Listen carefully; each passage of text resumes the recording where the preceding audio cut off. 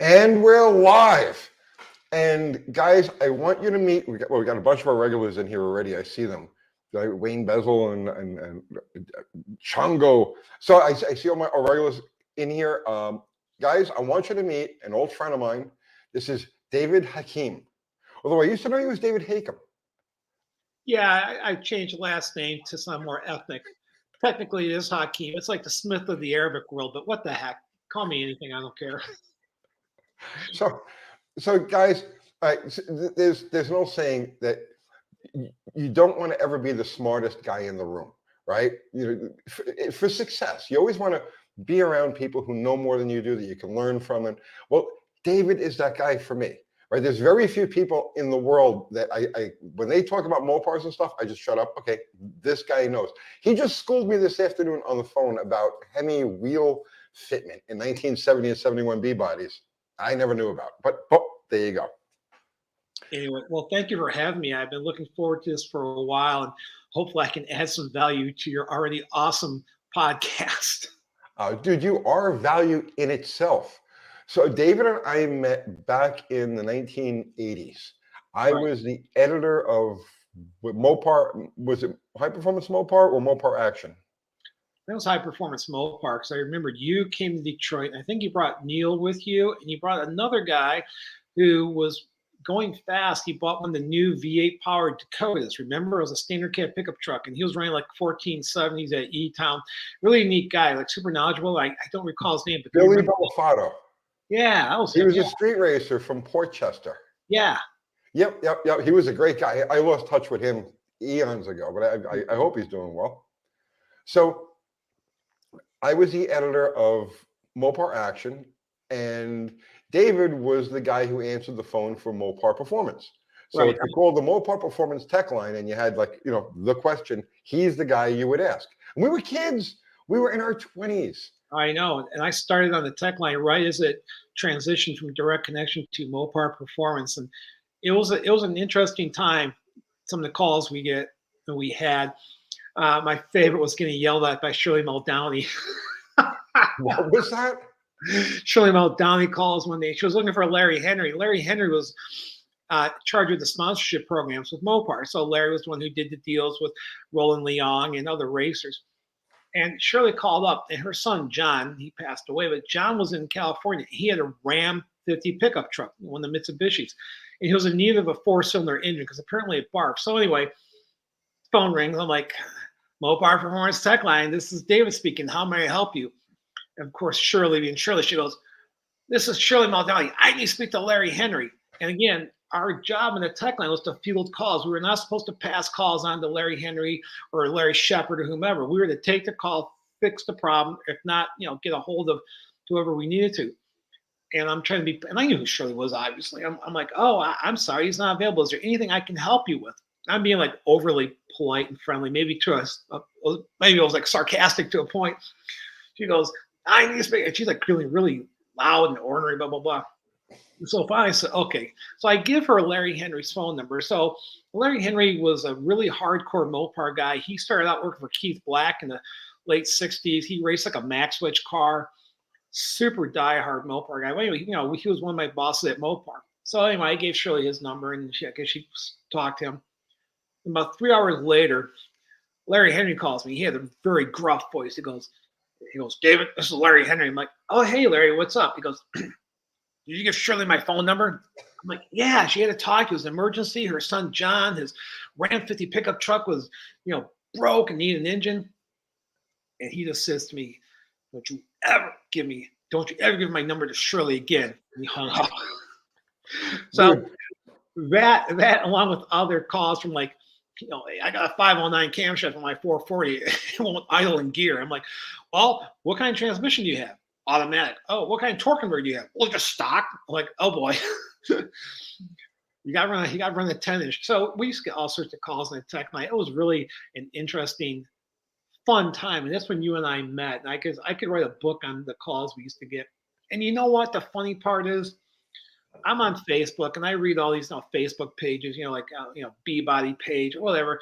And the same questions we answered in the 1980s, right? The same questions on 340s and 360s and 440s. And those questions still come up today. Exactly. I know. I get the same thing. It's Yeah. like deja vu all over again. It's like all the same stuff that we dealt with back 35, 40 years ago. You think about it, right? Yeah, They're asking the same exact question. exactly. And I just want to say, Mopar with Direct Connection and Mopar wrote these wonderful books. You should really read them. And From the Bibles. for years, but I mean, again, the information. These are dinosaur engines that were originally designed during the JFK era, and they're still relevant today. People still work on them. So yeah, it amazes me. I'm always on Facebook looking at stuff. And I try not to comment too much on Facebook because there's always someone who knows more than you or will question your call on the camshaft, the carburetor, and intake, whatever. So I just kind of like lay low and just shake my head. So, but it is funny the way it doesn't change. no. It's like, so the new stuff came and the new stuff. So during this era, right, the front wheel drive cars came and went. Oh. And then now the late Hemi stuff, it came and now it's on its way out. But yet the cornerstone Mopar stuff that we grew up with when we were kids, it's still the same stuff. It's still people wanting to do the same things with them, asking the same questions. It's comforting and it's weird at the same time. Right. I mean, so I help out the guys at Mancini Racing. They've been around for 50 years, right? They were like the first Direct Connection WD. And they still sell tons of frame connectors for A-bodies, tons of super stock leaf springs, the 002s and 003s, tons of pinion slumbers. And I'm convinced that somewhere in Mexico, there's a plant that's still pumping out A-bodies. It's like to this day, they still sell a ton of those core parts for those cars. I'm like, wow. So, but that what you're saying, that's the crazy thing. It's that these kids, and a lot of them are kids, to us, they're kids. They're in their 20s and they're in their 30s. Right. And they go and they find an old A body or an old B body the same way we used to, and they buy the same parts. They do the same stuff to them. It's weird. It's weird. And they treat these cars like they're something that's current, something that's contemporary. Yeah. It's like you don't realize it's 50 years old. It's more than a half a century old. And when I see a young person, to your point, and let's say they have a 73 Dart Sport, okay? And they put a 360 in it, and they've painted it sublime. They got mags on it, and to the purists, they're like, oh my God, but like to me, I'm like, I want to go out and hug this kid, and like, thank you for getting in this hobby. You made that car what it is with yours, and if you like, wild color paint, you don't care about originality, and I love that, and hopefully that attitude in this hobby will start to come around, because for the longest time, this, it's like numbers matching. They got original hose clamps and all this stupid crap. I'm like, who cares? That took away the enjoyment, right, of this Mopar. I agree. But you see, you and I had a lot to do with getting that going. Yeah. Because so you have to go back to the 80s when we were active, like we were really active, right? Right. And when I was doing the magazines, we were featuring cars that had the original hose clamps and the original paint marks on the rear axle housing and all this other stuff, because it was like, well, here, this stuff survived for 20 years. You know what I'm saying? It was like, you think about it. Yeah. So the stuff that we put in those magazines back in the day, it kind of formed the blueprint for people who read those magazines coming up, and they're like, well, that's the thing. It's got to have the right hose clamps, and it's got to have the right this and the right that. And so we actually had a lot to do with that movement, because previous to us doing those magazines, there really was nothing. You had Chrysler Power. There was actually, before we did high performance Mopar in '85, there were no Mopar titles. I know. It was Chrysler, but the word Mopar hadn't even been adopted yet. I remember the article you did. You had a 70 road, and it was like 12 seconds for $1,200. Remember that? Yeah, $12.99 for $12.99. It was my 70 Roadrunner. We used to use that reference. We used to use that article as a reference in many meetings within Direct Connection and Mopar, showing like it doesn't take a lot to make these cars go fast, just the right amount of parts. And of course, we used to get blowback from management, like, well, he's using used parts. How's that help? How's that help Mopar? How's that help Direct Connection? And the point I was trying to make, and I was young at the time, I was very passionate, like these guys, and I was using words that were never invented yet, like brand ambassadors. I said, what Tony's doing with this car is so attainable to the average enthusiast. If we want to grow our business, our sport, our hobby, we need to look at that as a template for people to get into this hobby, because for the longest time, Mopars were perceived as like, oh, you got to spend a ton of money to make a Mopar fast. I can get a small block Chevy and run 12s for like $1.98, shit like that. It's just like, so yeah, we used to use your articles. I'm serious, as a benchmark, as a reference point, to the impact it had on the community and on enthusiasts. That's rewarding to hear. Yeah. We did a lot of interesting and neat stuff collectively. You, me, and all the other guys that were involved at that period of time. Right. It's to see where it is today, how it's just so mainstream, because we were the odd guys out back then. In the 80s. We were the, they're Mopar guys. You know what I mean? And now it's like the auctions going, like the top selling cars, they're Mopars. The highest, the most prestige cars, they're Mopars. And it's just so weird. But I always tried to stay true to that. And I did it with this channel today. I always tried to stay true to that. The most basic, work with the most basic, work with the cheapest, work with the most common, try to work with used parts to get people hooked. You know what I mean? To show them, look, don't be intimidated by this stuff. You may not go as fast as the next guy. You may not have a pretty car as the next guy, but you can at least be out there doing it and working in stages and steps. And this is what we show on the channel. And I show everything. Like 99% of the people out there in media, they make a mistake. They hide their mistake. I don't. I feature the mistake. If we take the car to the track and the car breaks, I go in, I do the whole dissection. Here's what happened. Here's what I did wrong. Here's the mistake I made. Learn from those mistakes, but don't be afraid to make those mistakes, because that's how you learn, and that's how you perfect. Exactly. So it's all the same. And that's why, we grew up in a world like, the Hemi is king and the Hemi is this, and yeah, it is. But on my budget and your budget, God bless the Wedgemark, God bless the 3D3 and the 440, basically a station wagon motor that you could take a pair of any casting heads, whether it's a 915 or a 906 or a 452, just do a good three-angle valve job, do some bowl work, a little porting, nothing crazy, and it's a damn good head. Yep. Right? Clean up the bowls and clean up the roof of the exhaust ports, and it's like, especially on the small blocks. Yeah, it's a great head, and but now we live in a world of like Tricolo heads and Illbrock heads, and then you got the the offshore heads, and I don't know. I'm not a purist by any means, and I've been accused of that from people. I'm like, no, dude, I love Kragers and Keystones. I like lace paint jobs. I love what Travis Hess is doing on the cars he's painting. I love that stuff. That's beautiful. It's art. I'm not a purist by any means, but we have to really look at this hobby and where do we want it to go in the next 5 or 10 years? I mean, we as we know, we have a good friend of ours that's going through health issues right now, and he was a major, figurehead in the hobby we love. And I want to. I just sound so cheesy. Please forgive me, but like I want to leave the hobby better for the next generation. I really do. And when I go to car shows or swap meets, and I see a young guy wearing like a Scat Pack, whatever, like a Scat Pack jacket or whatever, I just want to like go up and say, "Hey, what are you building? What are you working on?" And like, "How old are you?" But then if I think I'm the same way. I see the young guys do it, and I'm like, yeah, let's go hang out, right? Yeah, exactly. And the hobby's gotten really weird, over the last 20 years with auctions and values and anyway. Sorry, I'm rambling.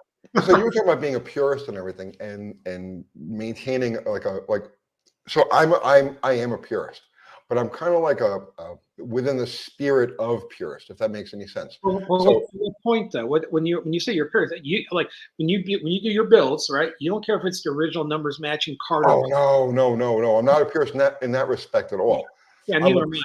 I'm a purist in maintaining the integrity of the era. So in other words, like Keystones or I'm a freak for slot mags. I love slots. Yeah. I think slots make everything look cool, right? They do. So I'm a purist in sticking with modifications that are in the spirit of the car, because what you see and it's just part of our industry, right? Fads come and go.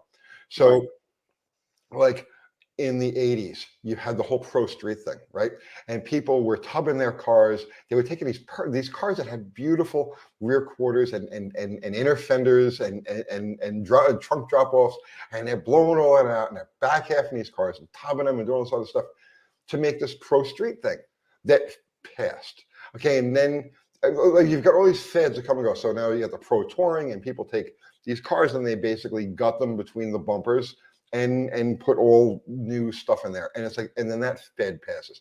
They drop them and they put these stigmata fronts and put these giant wheels on them and so on and so forth. But it's a fed and it passes.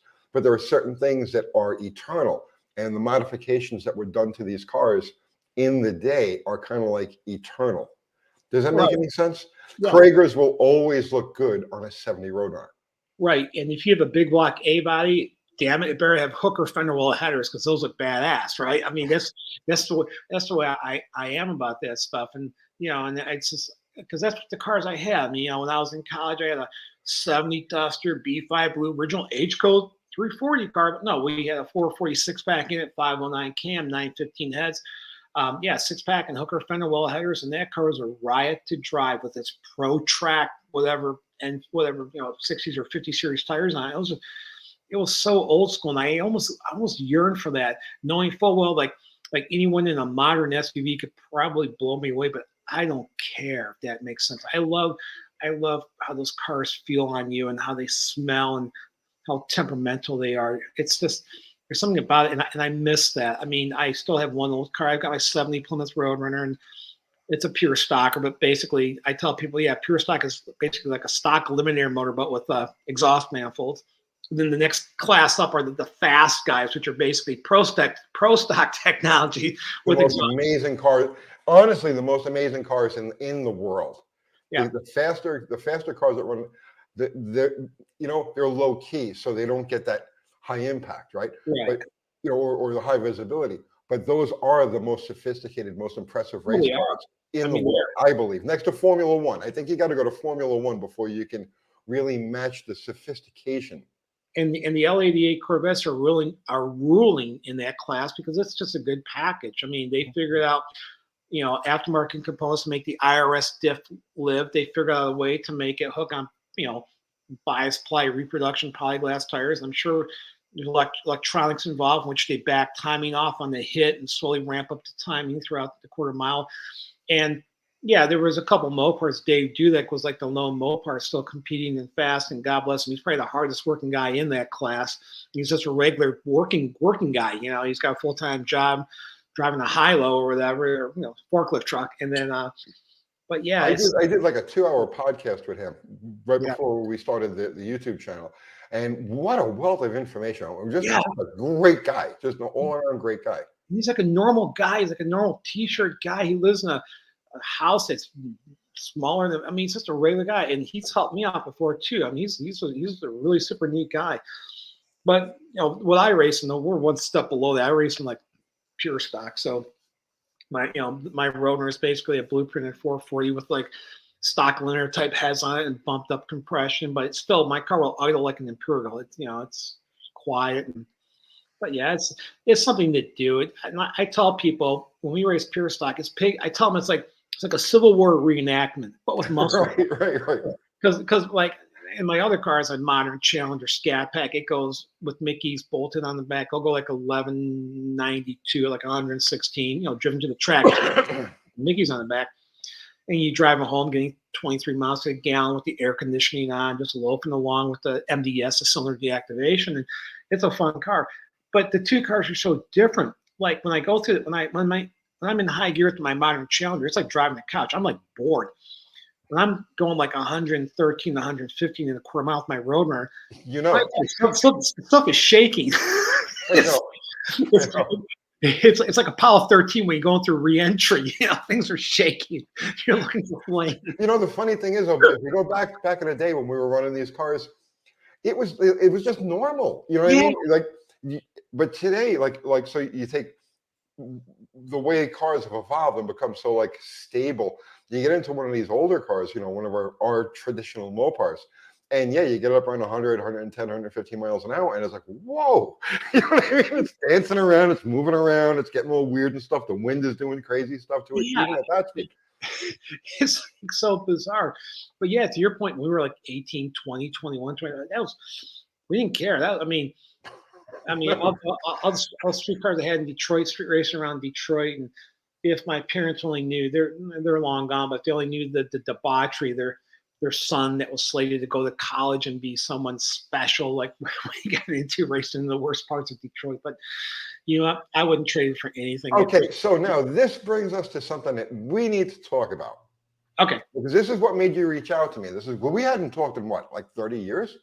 Yeah, I mean, just sporadically. I remember So yeah, it's been a couple of decades at least. It's been a while. But Right. you reached out to me after the Black Ghost story.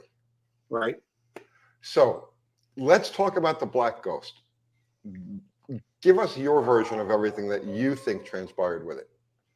Well, it's a really cool car with a really cool human interest story. Original owner, Vietnam vet, Detroit policeman. It's a cool car, right? Let's get that out there right now. There's no question about any of that. But somehow it got turned into a street racing legend. Yet all the old time street racers who I knew, the ones who haven't died yet, the ones who are like 10 years old, I mean, they were around in that era, or early 70s, don't ever recall that car. So my theory is, did the owner race it? Sure he did. Everyone did that stuff back then. But even if it was somehow along the way it got like positioned as like undefeated, a street racing legend. Okay, well, to be a legend, you have to be known by many people. Like, right. That's what a legend is. Right, yeah, like Babe Ruth was a legend, and Willie Mays was a legend, and Muhammad Ali was a legend because they were. Right. And you have Silver Bullet was a legend. Yeah, so if we get back to street racing, Silver Bullet. I mean, I never saw that car run. It was, but we all read about it as a young reader. That car was featured in CarCraft a few times. And as I got older, I remember seeing Steve Lisk out there on the west side, Detroit's western suburbs, and all these fast cars. And I was young at the time, but like, and I don't want to take anything away. It's kind of like not controversial, like it's kind of like been beat to death. And I'm trying to be like really cool about this whole thing. And like, it's a neat car, great human interest story, but please, people, don't paint it as a street racing legend. It was just a car that was raced on the street by a man, God bless him. He served our country in Vietnam. He became a Detroit cop. It was a neat, Hemi car, 4-speed Gator grain top, but it was just one of thousands of other faceless cars in that era that would come out to Woodward and play and do stoplight drag racing. It was never like, and that's all I can tell it. And, that's all I can say about that.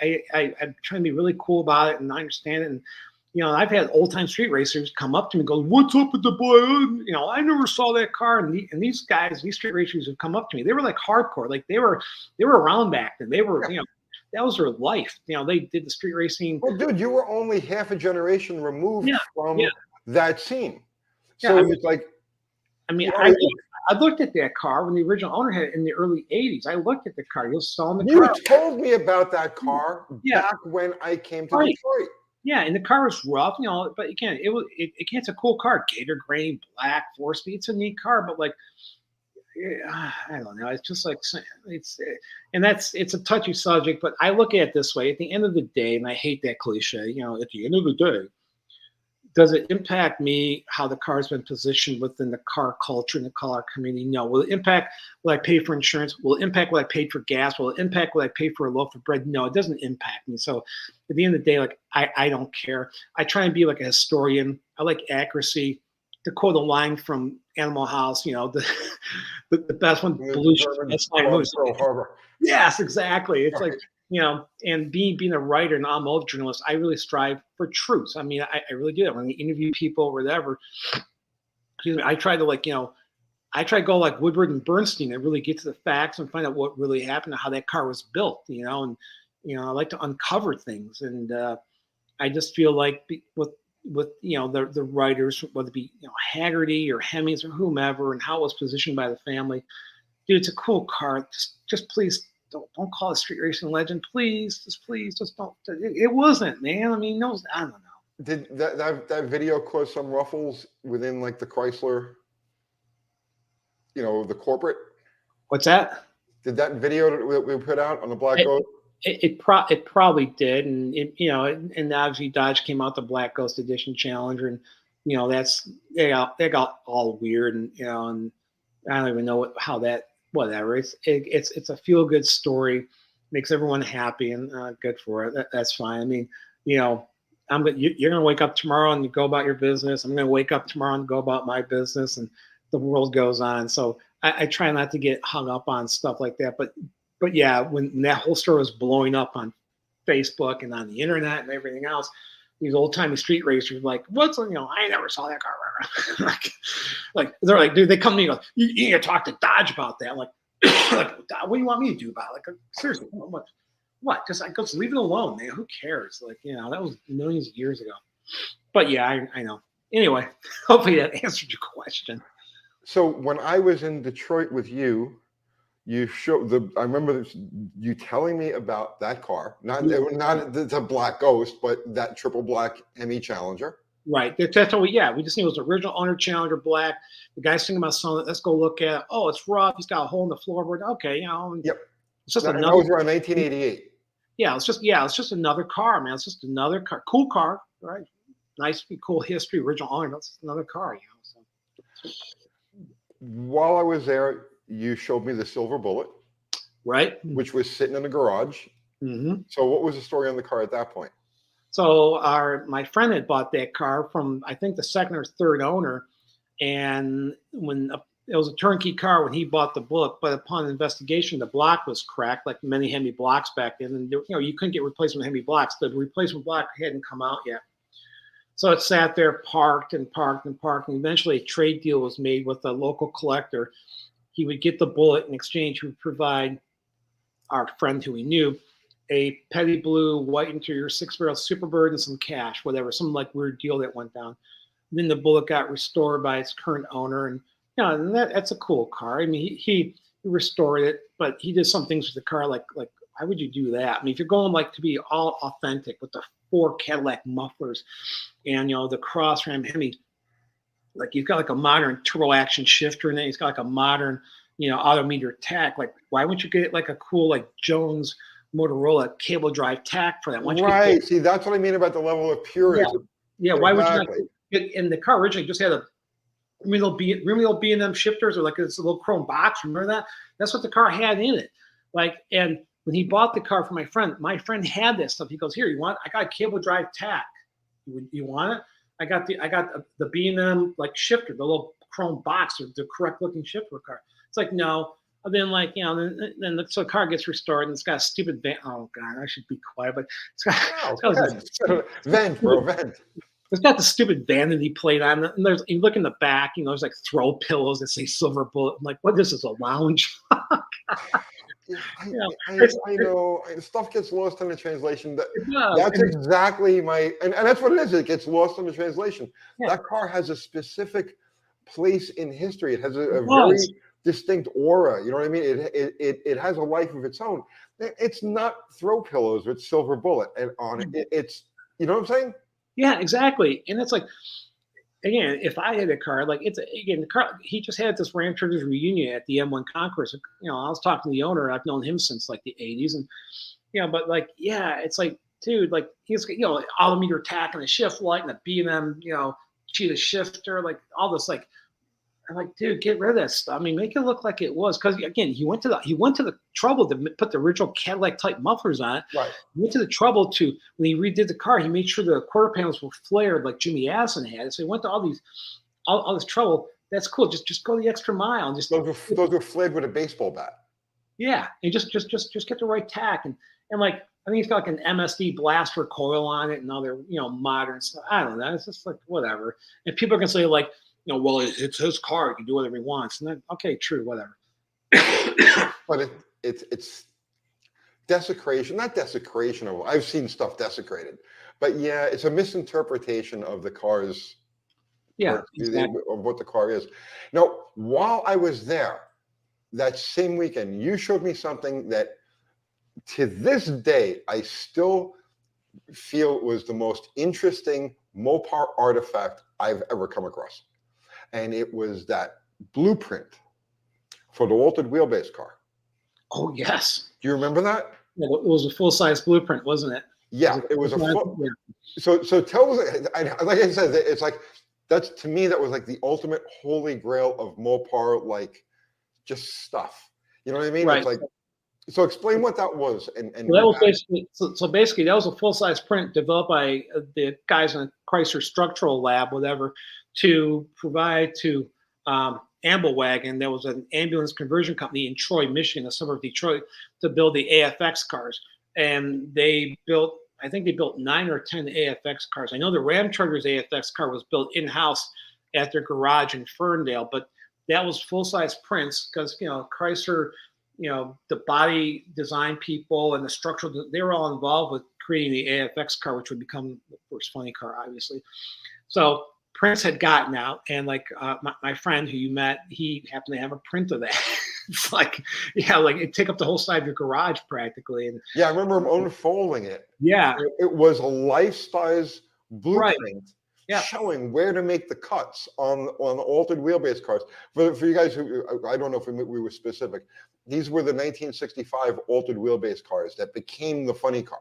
The 11 of them were built by Chrysler. Chrysler sent the bodies in white over to Amber. They were the A990 cars. Right. So Ambulwagon got the cars in various states. Right. They were probably like, because they were hardtops, 899s for the most part. They were coupes, right, post cars. But they would send, I think, the components over to Ambulwagon. They would make the conversion both on the Dodge and the Plymouth. So, but yeah, there was a set of prints. I remember that unfolding. I remember unfolding that stuff so many times. And we were like, it's like 1980, whatever. Like, whoa, this is really cool. Yeah. Yeah, it was the actual blueprint that Ambulwagon got from Chrysler that showed where to make the cuts to move the back wheels forward. What was it? 15 inches on the back wheels and 11 inches on the front wheels? Yeah, something like that. Or something like that. It was just like, that's the ultimate. Like, if you're talking about whatever happened to those. I don't know. It's like, what, as you know, with friends, you lose contact. We get married, we get divorced, we have kids, we move on, and you kind of lose touch after a while. But yeah, I should revisit some old friends. I still have them. He had a wealth of stuff there. I remember just walking through his place and just looking, just like my jaw dropped every time I turned around. And like I said, this is in the 80s. This is before a lot of this stuff was even popularized. It was, a lot of it was very obscure at that point. And it's funny, like when friends come into Detroit, I give them, I made this name up, I kind of stole it from Seinfeld, but like, the Hakim reality tour. Right. And I had Ed Brzezinski from Carlisle came up and I said, let me give you a tour that you will not find on any map, on any website.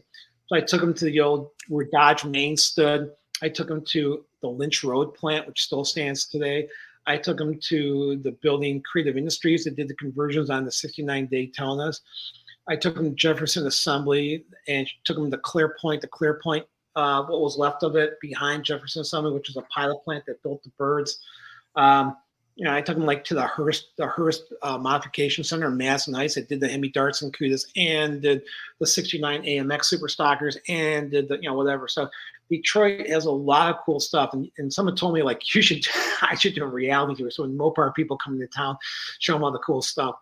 Not just the ubiquitous, well, here's the Packard plant ready to fall down, So, I should probably take a trip up there. You should. I don't know why. You should bring your camera. I'll take you all the haunts. But there's all sorts of cool stuff here. Let's do that. Let's do that coming up soon. Yeah, like sometime in the fall before it gets cold, because I know you guys get really cold real soon.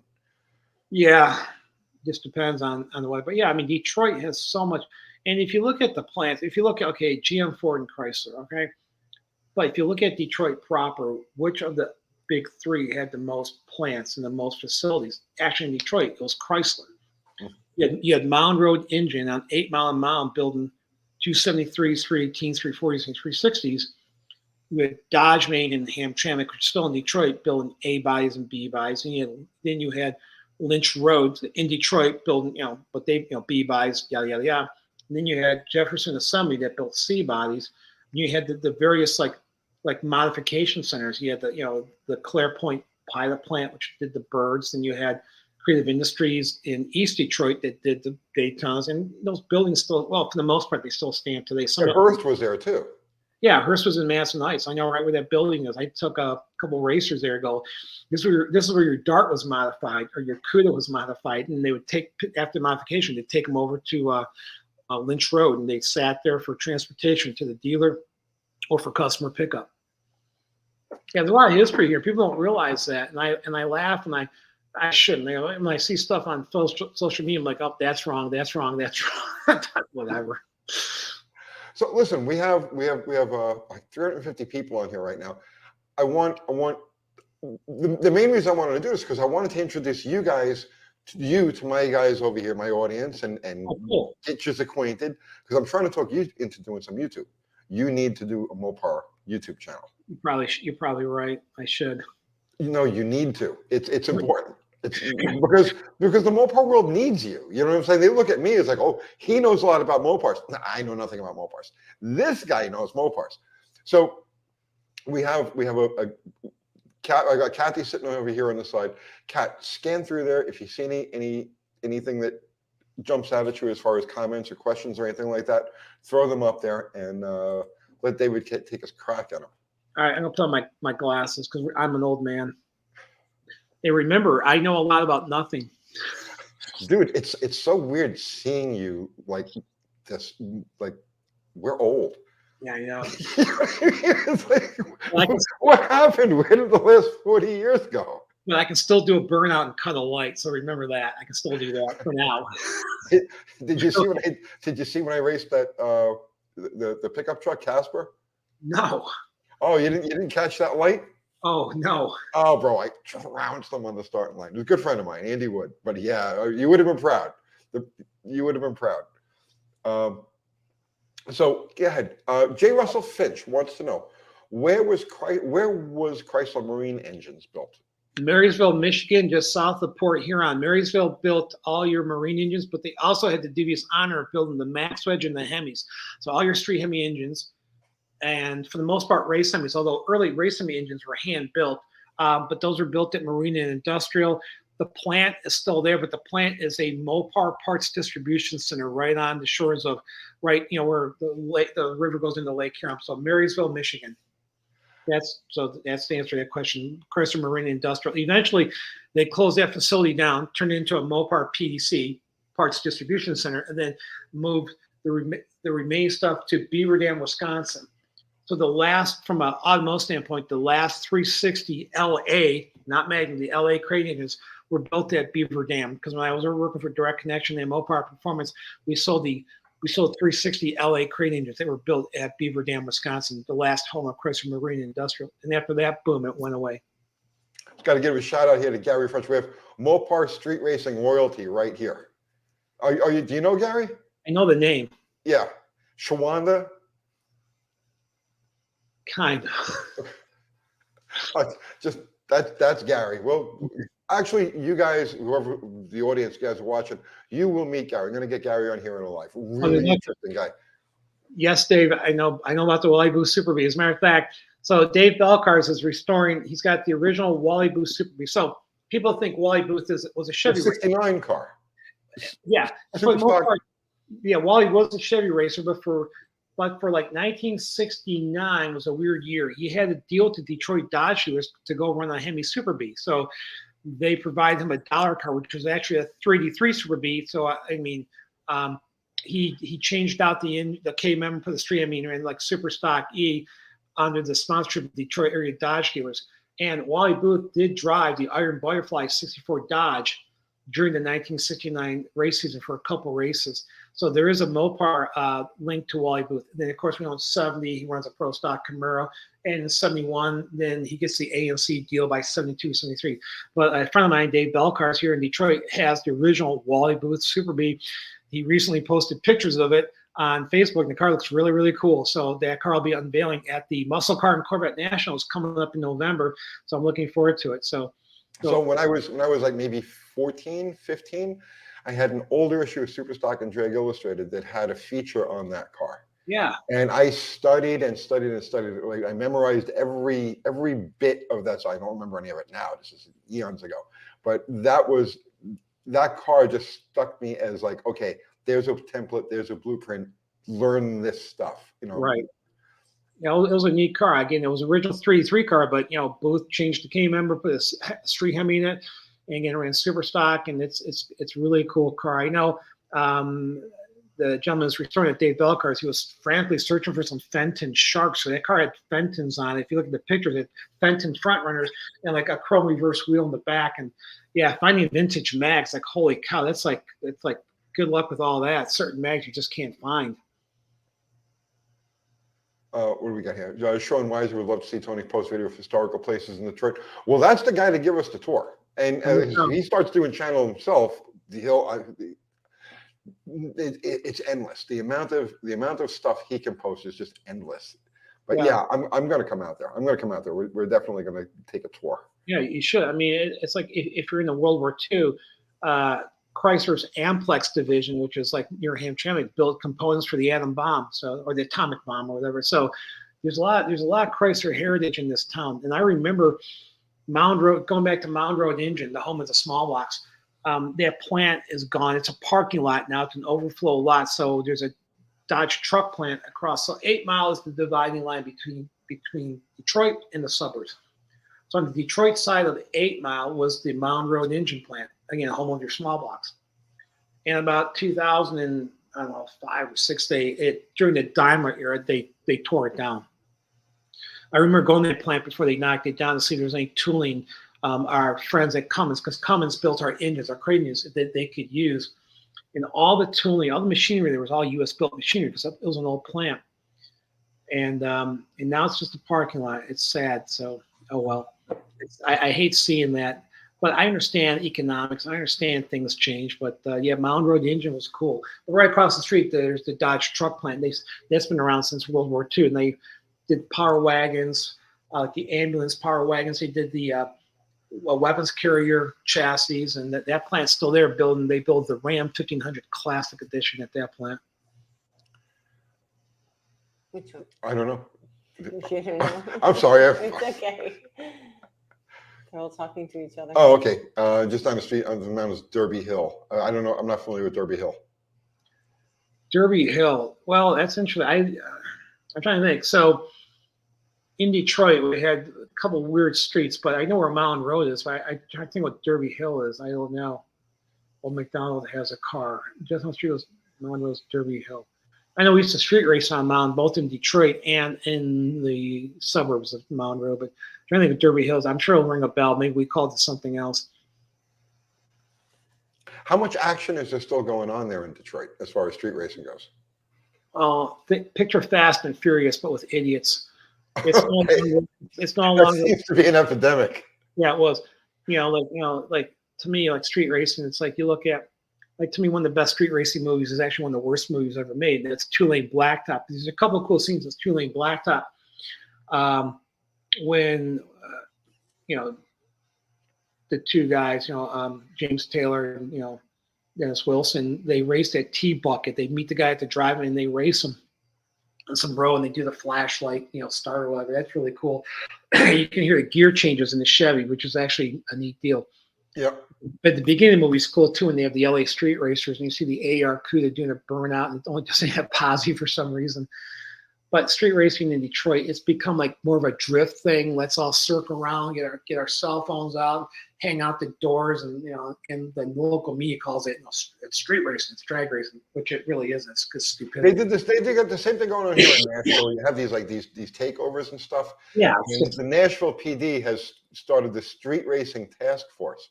And I'm like, come on, it's not street racing. These are idiots.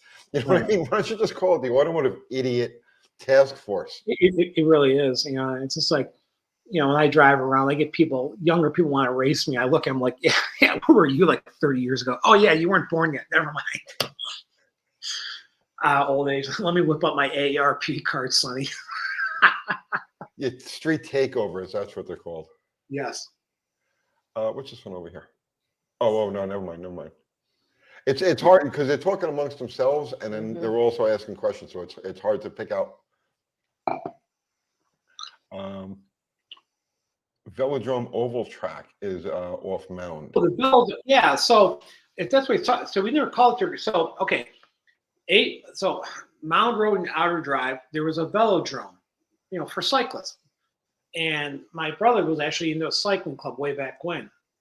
The velodrome is now closed. It's all, dilapidated, but it's right by Mound Road with the old Mound Road engine plant. But yeah, if that's, we never called it Derby Hill. I don't know what they may call it that now, but that was the old velodrome track, which was all like beat up. And but yeah, that was a deal for cyclists. Hey, what was that? Right before we came on, you showed me the clinic book that you had. So people ask me, how long have you been in the Mopars? And I can't really, the definitive answer would be probably like the summer of '71, because my father took me to his brother's Chrysler Plymouth dealership, and there was a Sox and Martin clinic going on. And So you would be 9 in 1971. yeah, and I still have it. This brochure, it's autographed by Ronnie Sox, survived numerous basement floods, numerous purges. Put it close up. Hold that closer to the camera. Let people get a good look at that. There you go. Up a little bit. Up a little bit. There you go. That's awesome. And that's his autograph from the day. Yeah, it still survived, and I still kept it, and yeah, it's neat stuff. And I've been in, I guess you could say I've been in Mopars my whole life, and I'm very fortunate to have parlayed a passion, or I should say, taken a passion that I love and turned it into a good career path for me. But as you turn, I'm north of 60. You start to age out, and you always wonder what your relevance is within the hobby. But I really do love cars, and sometimes the hobby drives me nuts when I see the direction it's going, or the tone of the hobby, right? And I don't want to be that old guy, the old guy with the gray hair. Oh, my lawn. Yeah, I don't want to be Clint Eastwood from Gran Torino. I don't want to be that guy. So I just go about my way and go about my business, and drive my Scat Pack Challenger like an old man down the 8 Mile Road or whatever, and just do what I do. And I race that car at the NMCA races, or I run my road or at the pure stock drags. I have one foot in both worlds. I'm in the old school world of time, Sears Craftsman timing lights and carburetor jets, and my foot, the other foot's in the other world of tuners and plugging into the diagnostic port and manipulating shift and fuel and spark curve and everything else. And at the end of the day, it's so good. So what is your specific relationship with Chrysler? What has been your relationship with Chrysler for the last couple of decades? Oh God, we could write a book. Hang on, you about to do a commercial break. Anyway, all right. I'll be really brief because I don't want to put your audience to sleep. No. They want to know. So anyway, I got my degree in communications and marketing from the University of Detroit in the 1980s. From there, I went to work for a couple different ad agencies. One of the agencies was Y&R, Young and Rubicam. Young and Rubicam at the time worked on Lincoln Mercury, but they were the Chrysler Plymouth's official agency back in the day. The Young and Rubicam was that agency that came up with all of that crazy stuff in 1969 and 1970. And I actually interviewed those two guys, Jim Ramsey, who created the whole deal, rapid transit system, and he lives by me. And I interviewed Joe Schulte, the man who penned the name Direct Connection. So we can talk about that one phase. Yeah, I want to talk about Direct Connection for sure. But real quick. So anyway, I did the agency life for many years. I worked for various agencies. I worked for Lincoln. Worked on Lincoln Mercury, and they realized I was a gearhead, so I got assigned Lincoln Mercury Motorsports. And at that time, it was like Roy Hill and this pro stock Capri he had, the budget rent-a-car sponsorship. Then I did work on the Trans Am program. And I got bored with that. Then there was an opening on the Direct Connection tech line as a contract worker. I'm like, I'm going to do that. I took a less pay because I just want to get close to Mopar, and I did that for many years. And I got burnt out answering calls about camshafts and intakes and dealing with the same calls. And so I left that, went to work for Federal Mogul Corporation. There was a tier 1 supplier, and worked on their motorsports program. But I also worked on with the fuel systems guys. So I worked with Carter for a while, and they sent me to St. Louis, and I found all the blueprints for the Carter AFB carburetor, the Carter ABS, the Carter thermal quad, and I worked with them on technical services and support. Do you have the prints for those carburetors still? I have some prints. Yes, I have every carburetor spec. Those. Do you ask me what's the jetting, what's the needle and seat size on the AFB on a 1964 426? Street wedge, right? And I can give you the part number, how it's set up. I can give you all that. That's beautiful. The blueprints, I'm trying to find that, but they were throwing that stuff out. I mean, that stuff got purged. And so then Federal Mogul decided to get into drag racing, so I ran their drag racing program. And then got tired of that.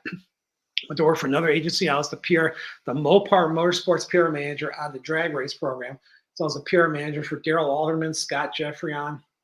That's when we crossed paths again, because there was that whole conflict going on with the break-in and all of that silliness that went on. Yeah, and just full disclosure. So my father-in-law was a Chrysler attorney back in that era, and he was tasked with the corporation to investigate the Wayne County break-in. Yeah. So I didn't know that about him until I married his daughter, and we were talking one day. He's not a car guy. We were talking about cars one day, and my father-in-law, God bless him, he goes, whatever happened to Wayne County? I'm like, I didn't know about Wayne County. You're not a car guy, you know? He goes, oh, I remember when I worked for Chrysler, we had to help out the investigation. The shop got broken into. I'm like, holy cow! I was like, there was like, you know, mic drop, and like, you know. So see, the vast majority of people who are watching this right now have no clue what we're talking about as far as this goes. And I don't really want to go into too many details, but this was like the Watergate of the Mopar. Yeah, it was. Pro stock / Mopar. This was like crazy stuff in what year was that? Oh God, that was in the late '80s. So here, no, wait, that was it was '90s. Those late '80s. Because I remember I was with Federal Mogul. We sponsored the Speed Pro Stock 200-mile-an-hour club, and I'm at the U.S. Nationals. I'm watching the Friday night qualifying session when Alderman is there, and the big nitrous explosion practically blew the hood scoop off his car. And my counterpart was in the announcing tower, in the tower announcing with the late great Dave McClellan. And he almost said the word nitrous. He goes, wow, you see stuff like that on nitrous cars. Like, wow. So I remember that. That was funny. I broke the story about the I got a lot of enemies about the blocks that they were using, that they were actually Chevy bore center blocks. Oh, so yeah, I had to issue the press release on that one. I was PR. And we parked the Pro Stock. The head of Mopar Motorsport at the time told Larry Morgan, David Dickens, who ran the 2-car team with Alderman, and park the cars. And I'm like, no, let's protest, man, like they did in '74. These cars can run B Alter. Put them in B Alter and show NHRA. We're not going to take this gruff, listen to me. Yeah, they parked the cars for a while. I had issued a press release. It was on the Caterpillar block and GM. Oh, yeah. Yeah, there was a lot of weirdness there. That was, and I ruffled a lot of feathers. I made a lot of enemies with that. I didn't care. I just didn't care. Yeah, that's the thing. And so the Mopar thing had played out, and then the agency I was with resigned. The Chrysler account picked up the General Motors account. So the next thing I knew, I was in France with the Corvette and Cadillac road racing teams at the 24 Hours of Le Mans, and working with them, and that was actually a fun time. Driving across France in a Corvette with the Michigan manufacturers plate on it, and hosting journalists and going to the D-Day beaches and going across the channel to the Goodwood Festival. That was for a young man, that was fun. That was a good time. And then I got hired internally into Mopar. After that, there was an opening. I'll tell you how the interview went. So the hiring manager says to me, he goes, Mr. Hakim, we have a lot of internal candidates here at Mopar. They'd love to have this job. Why should I hire you from the inside? I mean, from the outside. I thought about it. I go, well, sir, I am probably the only candidate you have that's actually bought your parts at retail, installed your parts on my own personal vehicle, have broken your parts, and actually have marketed your parts at the warehouse distributor level. So I think I'm pretty qualified to manage this multi-million-dollar portfolio for Mopar. And it was almost like I have a Seinfeld episode when George gets that job with the Yankees. The guy goes, hire that man. So it's like, okay. So I ran that for a while. But you know what? That job I've bought your parts and I've broken your parts. There you go. Done. That's what I told him. Like I bought your parts retail. I've installed your parts. I've broken your parts. I know what needs help, and that was fun. But it wasn't glamorous. There were so many politics, and I had tooling budget approved to do a second set of Hemi. We had one set of tools to do the Hemi heads. So that one set of tooling, we have to pour iron heads and aluminum heads. And as you know, iron and aluminum pour very differently, and the tooling has to be modified as such. So And so I advocated. I came up with a business case plan. Say, I need another set of tools, one dedicated for iron or aluminum, whatever. Because in the foundries, we're on opposite sides of the country, and as you know, when you transport tooling, it gets beat up. So I went in for tooling dollars. They didn't really approve it, but they sort of did.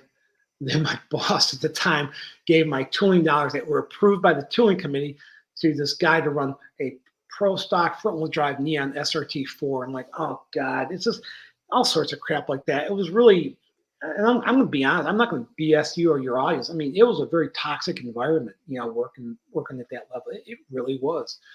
You try to do the right thing. You try to make the parts people want. You try to make them priced right. Make sure they're high quality parts. And you're fought every step of the way. You really are. It's and it's the culture. And it just, after a while, I was gone when the bankruptcy hit. They blew out like a bunch of the white collar workforce in the fall of 08. And to me, it was like, I was gut wrenching, but it was a blessing in disguise. It forced me to start my own company, do my own PR and social media. And next thing I know, I'm doing work for John Force. I'm doing work for Andretti. So I'm doing stuff for NHRA. I'm doing stuff for IndyCar. I'm doing stuff for IMSA. I'm working with the Audi and Mazda teams. So it was really cool.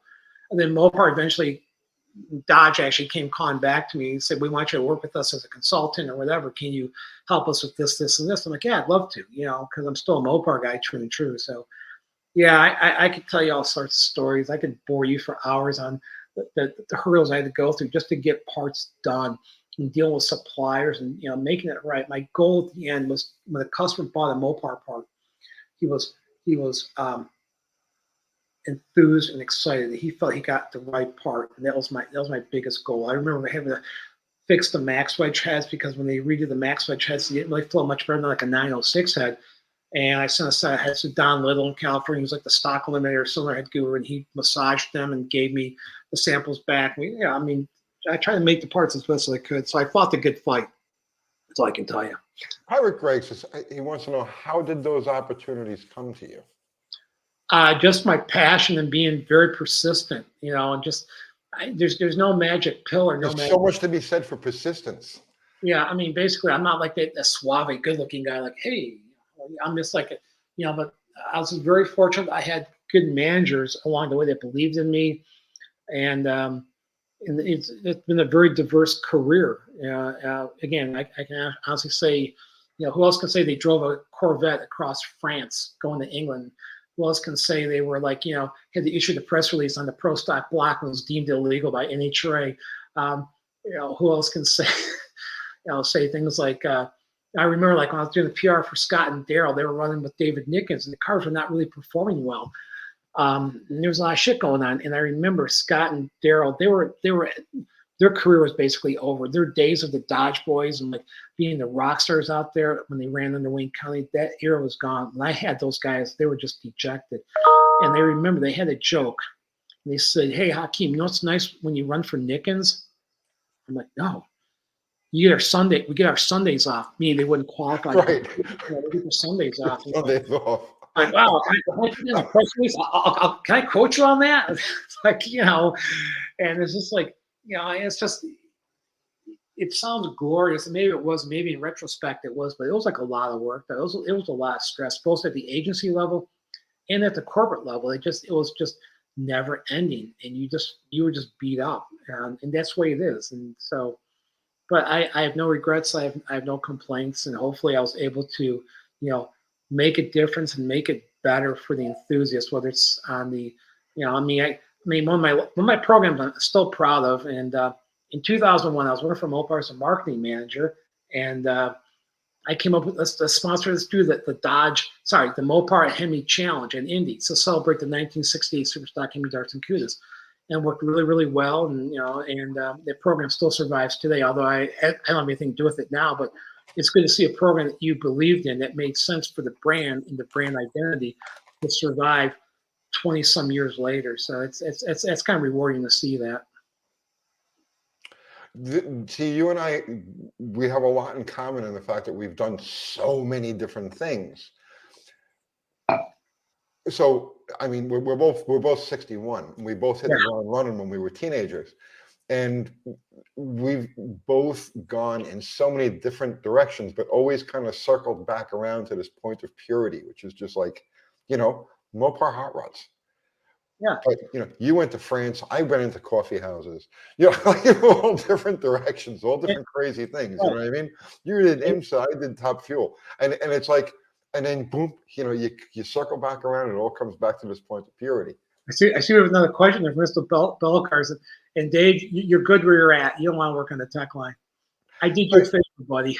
So you were I want to talk about direct connection, right? I'm going to roll. I don't know about direct connection. Right. All right. So you and Kathy's going to do it. You're going to roll me a cigarette. You're so good. She's awesome. My whole production crew right here.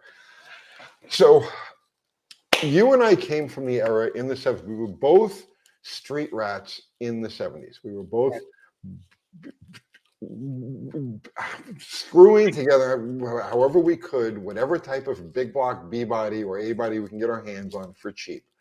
And at that time in the 70s, when we were broke street rats, just trying to go fast any way we could, we had what we used to call the Bible, which was the Direct Connection book. And it was, 1975 was the first year for the printing? Let's see. So the first Direct Connection catalog comes out in 1974. The second catalog of 75 was Butch Wheel on the cover with the B modified production Hemi Duster. The Bible comes out about 2 or 3 years later. And the Bible came out because when I talked to Larry Shepard, he said you kept issuing bulletins, or ignition bulletin, off bulletins, stuff like that. So finally he said, let's put them all in a book. So that's what he did. So I'd say probably about the mid to late 70s, the big yellow book came out, the Bible. Well, I know. No, the first one was white. Yeah, it might have been. I have a yellow version. Yeah, so the yellow version was the second one. I had the first one, and I think that was I think I had a 1975 print date. I could be wrong, right? But I got it when I was about 15 or 16 years old, and literally, okay, the way religious people study their texts is the way I studied, the Bible, and like. I read everything, stuff that even didn't make sense to me, stuff that I knew I would never touch this or work on that, but still, I wanted to know about this is the Mopar Performance crank trigger ignition. This is how it's wired and everything. And I studied and studied and studied all that stuff. But the point I'm trying to get at is back in the day, in the 70s, we really felt that we had friends at Mopar. And we really did have friends at Mopar because at that period of time, again, the 70s, it was over as far as what you could buy at the dealership anymore. It was Cordobas, and it was Volaris and Aspens, and it was K cars. But the factory, the corporation was still, and the engineers were still actively developing parts based on their old stuff for us, like literally, so that we could take their 15-year-old, 10-year-old, 15-year-old 273 Valiant, that you could buy it cheap, and this is what you need to do to make this car go fast. And it wasn't even like they were just trying to sell parts. They were giving you this real information, and right down to like take a popsicle and epoxy the popsicle to this part of the intake manifold, and just amazing stuff. We had that support, and I think that's where a lot of the kinship that we felt towards the corporation came from. Right. It's one thing to like the cars. So you like, I like Roadrunners, I like GTXs, I like whatever it happens to be, Cudas. But it was that support that came after the fact in the 70s to people like us in our position, our age. It was that support, knowing that we had Chrysler. They were pushing us. They were, and it wasn't that they were trying to sell new cars. You look at Ford. Ford had the whole total performance thing that ended in 70 or 71. It was pull the plug. We were talking about that. Yeah, 70 they pulled the plug. We can thank Lee Iacocca for that one. He also had Ford, and he had this, which is ironic because Lee Iacocca was when they really pushed Ford to get into Le Mans. We've all seen the movie Ford versus Ferrari, and the character plays Lee Iacocca, and that's true. Lee really pushed for this to buy Ferrari and to get into sports car racing, high-end stuff. But that did nothing, I feel, to move the needle to sell new Fairlanes or Cobra Jet Mustangs back in the day. No, zero. Well, Chevrolet, who did no really aggressive motorsports programs in the late 60s because they would look behind the scenes. They backdoored parts to Jenkins, some people out of the GM Tech Center, but But if you go to Detroit, if you back then, if you would go, let's say the Detroit Dragway on a Friday or Saturday night, the stage lanes would be packed with SS 396s, GTOs, blah blah. Of course, 3 Roadrunners and Super Bees and stuff like that. Very few Fords. You see very few Fords. You probably see some 289 Mustangs or 302 Mustangs, but it didn't really make the impact. And Ford spent like wheelbarrows full of money versus what Chrysler spent on their program. So, well, Ford had the clinics. They had their supercar clinics the same way Chrysler had their supercar clinics. Right. And that was that brochure that you just the whatever it is. That's not a brochure. It's a it's good. It's a clinic brochure. Okay. But where Ford pulled the plug and it was like, okay, nothing we built in the past means anything. It's all over with. Bye-bye. Chrysler wasn't like that. Chrysler was like, yeah, we haven't built this engine in 10 years, 15 years, but you know what? You're messing with it. You're racing with it. We're going to tell you how to go fast with it. Right. That was the amazing thing about Mopar. That's what sunk the hook into our generation, I believe. Right. And we have a lot of people to thank. We can thank. We got to start off with Tom Hoover. Tom Hoover, remember everything as we get into 72, 73, 74, the Moton missile has always been the rolling test lab for parts. But if you look at the manual in the Bible, and you talk about the suspension, stuff like that, all that came out of the Moton missile development and other programs. So we can thank Shepard. Larry Shepard needs to be thanked for that. Dick Maxwell, Tom Hoover, and just Al Adam, and just a bunch of people who are really dedicated. But we have to thank the fact that someone there in Highland Park realized we need to do this and do the right thing. And and I interviewed the gentleman that came up with the name Direct Connection. He's still with us today, Joe Schulte. He came to Carlisle last year. You told me about he drew it out on a napkin, was it? Yeah. So there was a Mexican restaurant on Jefferson in Detroit called the Acapulco. It was a popular haunt amongst auto execs or people working downtown. So Dick Maxwell, who was still in charge of motorsports and product planning for the corporation, calls up Joe. Now Joe had worked for Y&R. He worked on the rapid transit program. He worked on all the programs, but then, as we know, the rapid transit deal basically ends in 71. Although we see the name Rapid Transit System early in some of the ads for the satellite roadrunner, but whatever. For all intents and purposes, it ends. So Joe's out the job. He's freelancing. Well, Maxwell calls up Joe. He goes, "Hey, we'll come out the new parts program. Let's meet for lunch. I want to talk to you about this." So Maxwell's talking to Joe. They got their basket of chips there. Maxwell's talking about what the program's going to be. Your like factory information direct to racers and grassroots racers and whatever. And he's doing Joe sketching the stuff out on a little cocktail napkin, and boom, comes to him. Just actually moves the basket, chips, slides the napkin over, and there sits Direct Connection. And Maxwell loved it. That's how Direct Connection was born in the winter of 73, 74. That's where it was born.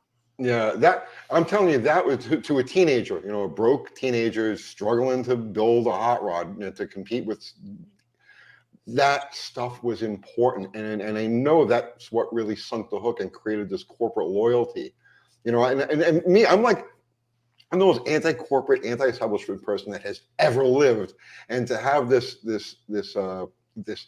lifelong loyalty to a corporation is a little crazy. You know what I'm saying? But that's what did it. It was the whole Direct Connection thing. I remember, in the late 70s, I had a 71 33 Roadrunner, and I went down to Mancini Racing when they're on 6 Mile Road in Detroit, like the old location. And they had no showroom. The showroom was the size of a phone booth, and then the showroom was like fake wood paneling. There was a chrome Dana 60 cover on the wall, and there was like a Miss DC poster hanging up, and some like a deep trans pan for 727, whatever. And I walked in, and I'm like, I'd like to buy a street Hemi camshaft, blah blah blah. And the guy who waited on me is still at Mancini Racing today, and they're actually I do work for them, but like they've been around for 50 years. They were like, again, the original Mopar warehouse distributor, which is pretty cool. And it's like my life has come full circle. As like a 16-year-old street racing punk buying a purple shaft cam, to me being in my 60s, still working with those guys at Mancini. It's bizarre world, but it's all good though. I have no complaints. It was, to me, I think it was they ran an ad in 1979, I think it was Chrysler. And it was in all of the popular magazines. It was like Hot Rod, Carcraft, Popular Hot Rodding. There was a full-page ad and it had pictures of all of these Dodge funny cars, Dodge bodied funny cars. No, I'm sorry. Non-Dodge bodied funny cars, non-Mopar bodied funny cars. Right. And it was like, we'd like to thank our competitors for using our Chrysler engines in their, brand X, whatever it was. I've got the original key line for the ad. I actually Oh, have, do you really? yeah, the original ad, with the agency and the ad number. Do you have that handy? I have to go in my basement and dig it up, but yeah, I have it. Oh, okay. Well, I was going to say, if you had it someplace like handy, that would be a great thing to It's in my basement someplace. My whole life is in my basement. No, I do. But it was like, yeah, we'd like to thank our competitors for using our engines. And that was in the late 70s. It was like the Hemi was completely out of production. And you look at like the D5 development, which that was in 1975 and 1976. Right. Like the Chrysler fuel block. A lot of people don't. There's so much stuff that's like just obscure because it doesn't really mean very much to people who go to a car show and look at the satellites and road and stuff like that. There's like the deeper, like more, and so like the fuel block, the 1975 fuel block, a lot of people don't realize it.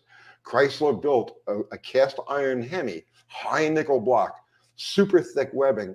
They're the D5 block, but they built that block specifically for nitro.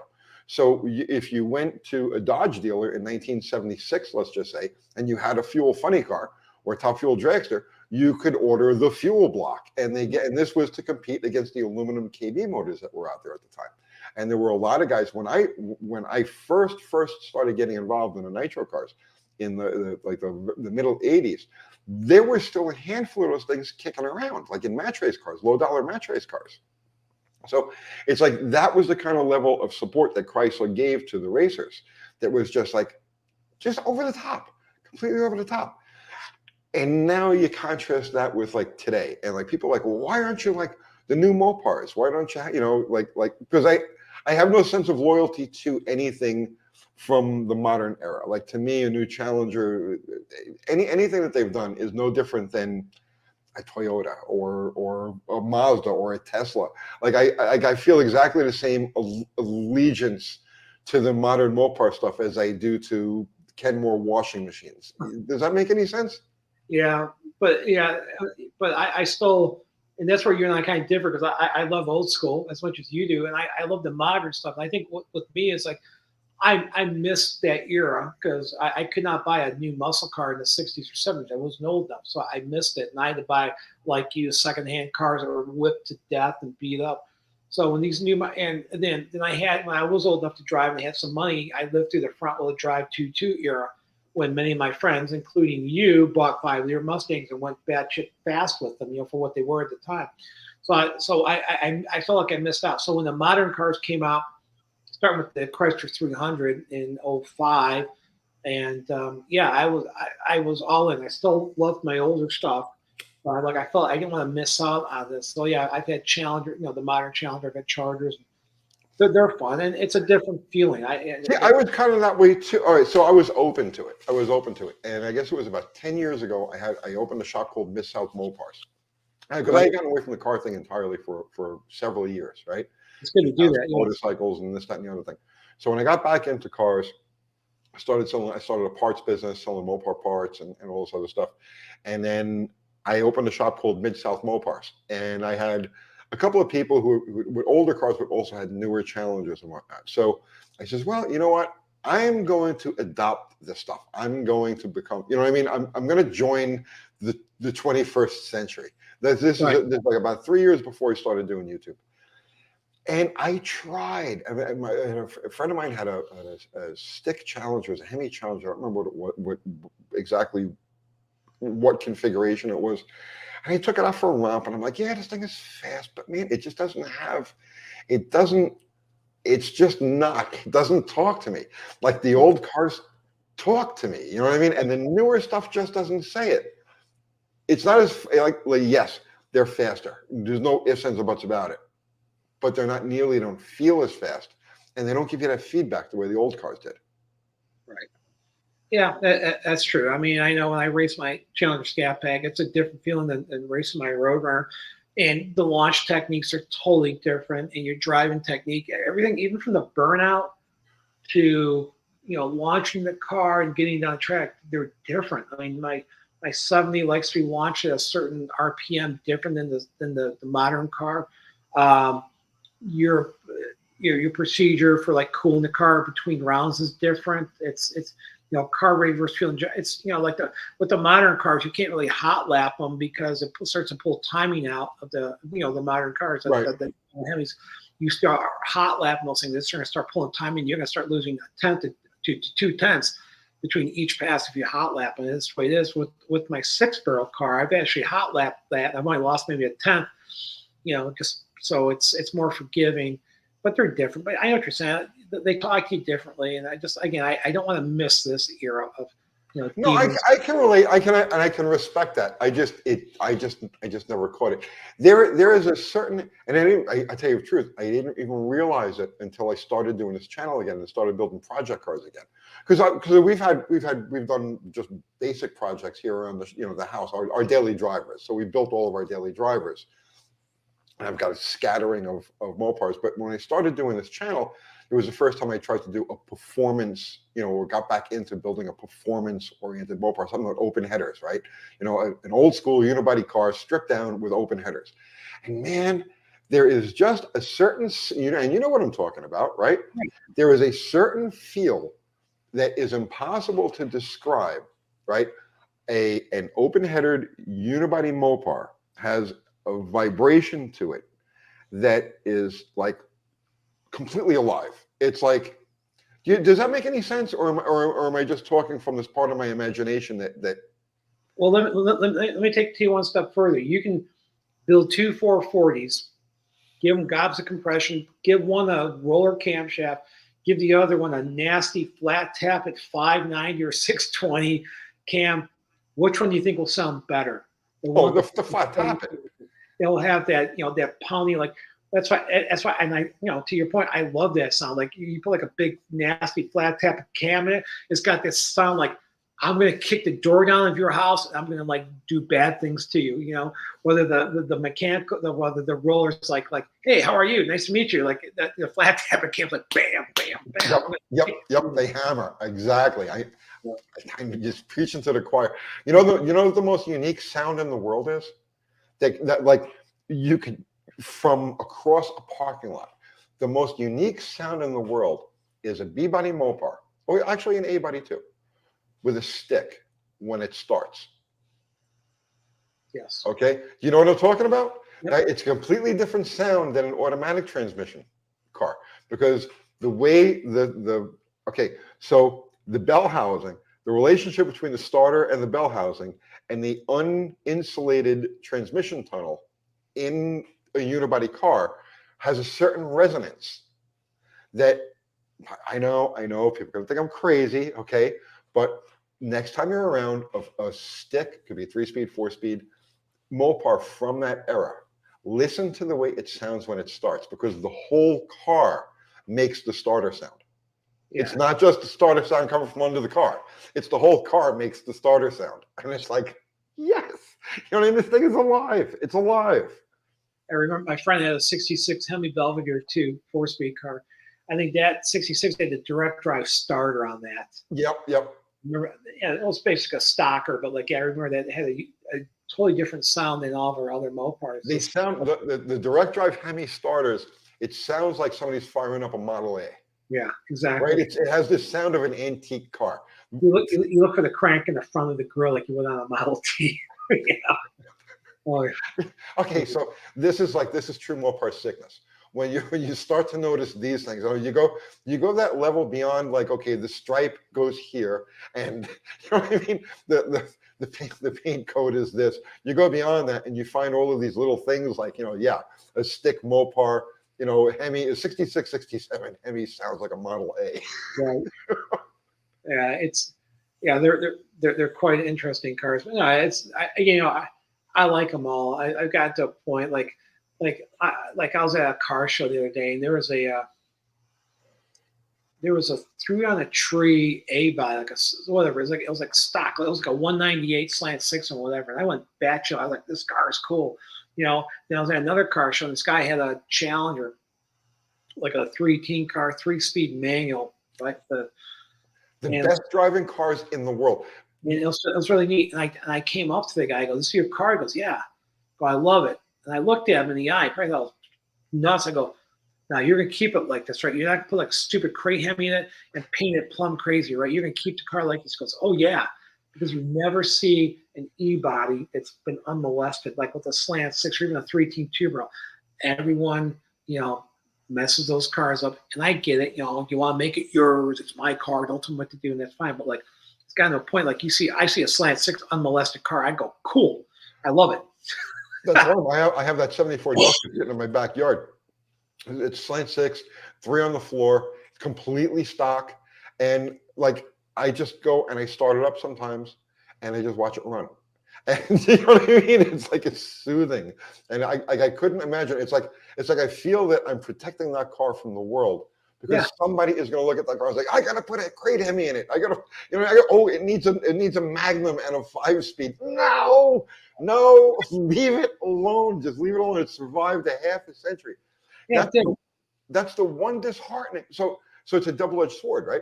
You look at these younger guys today, like they're in their 20s and their 30s, and they're discovering our cars and our culture and all this stuff, and they love it, right?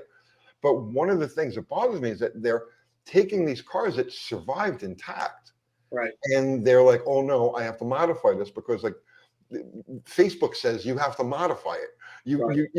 Does that make any sense? Yeah. So let me ask you a question. Do you think social media is destroying the car hobby or helping it grow? Let me ask you that question. It started helping it grow. Now it's the most toxic environment you can imagine, and I got to tell you, YouTube is a lot like that too.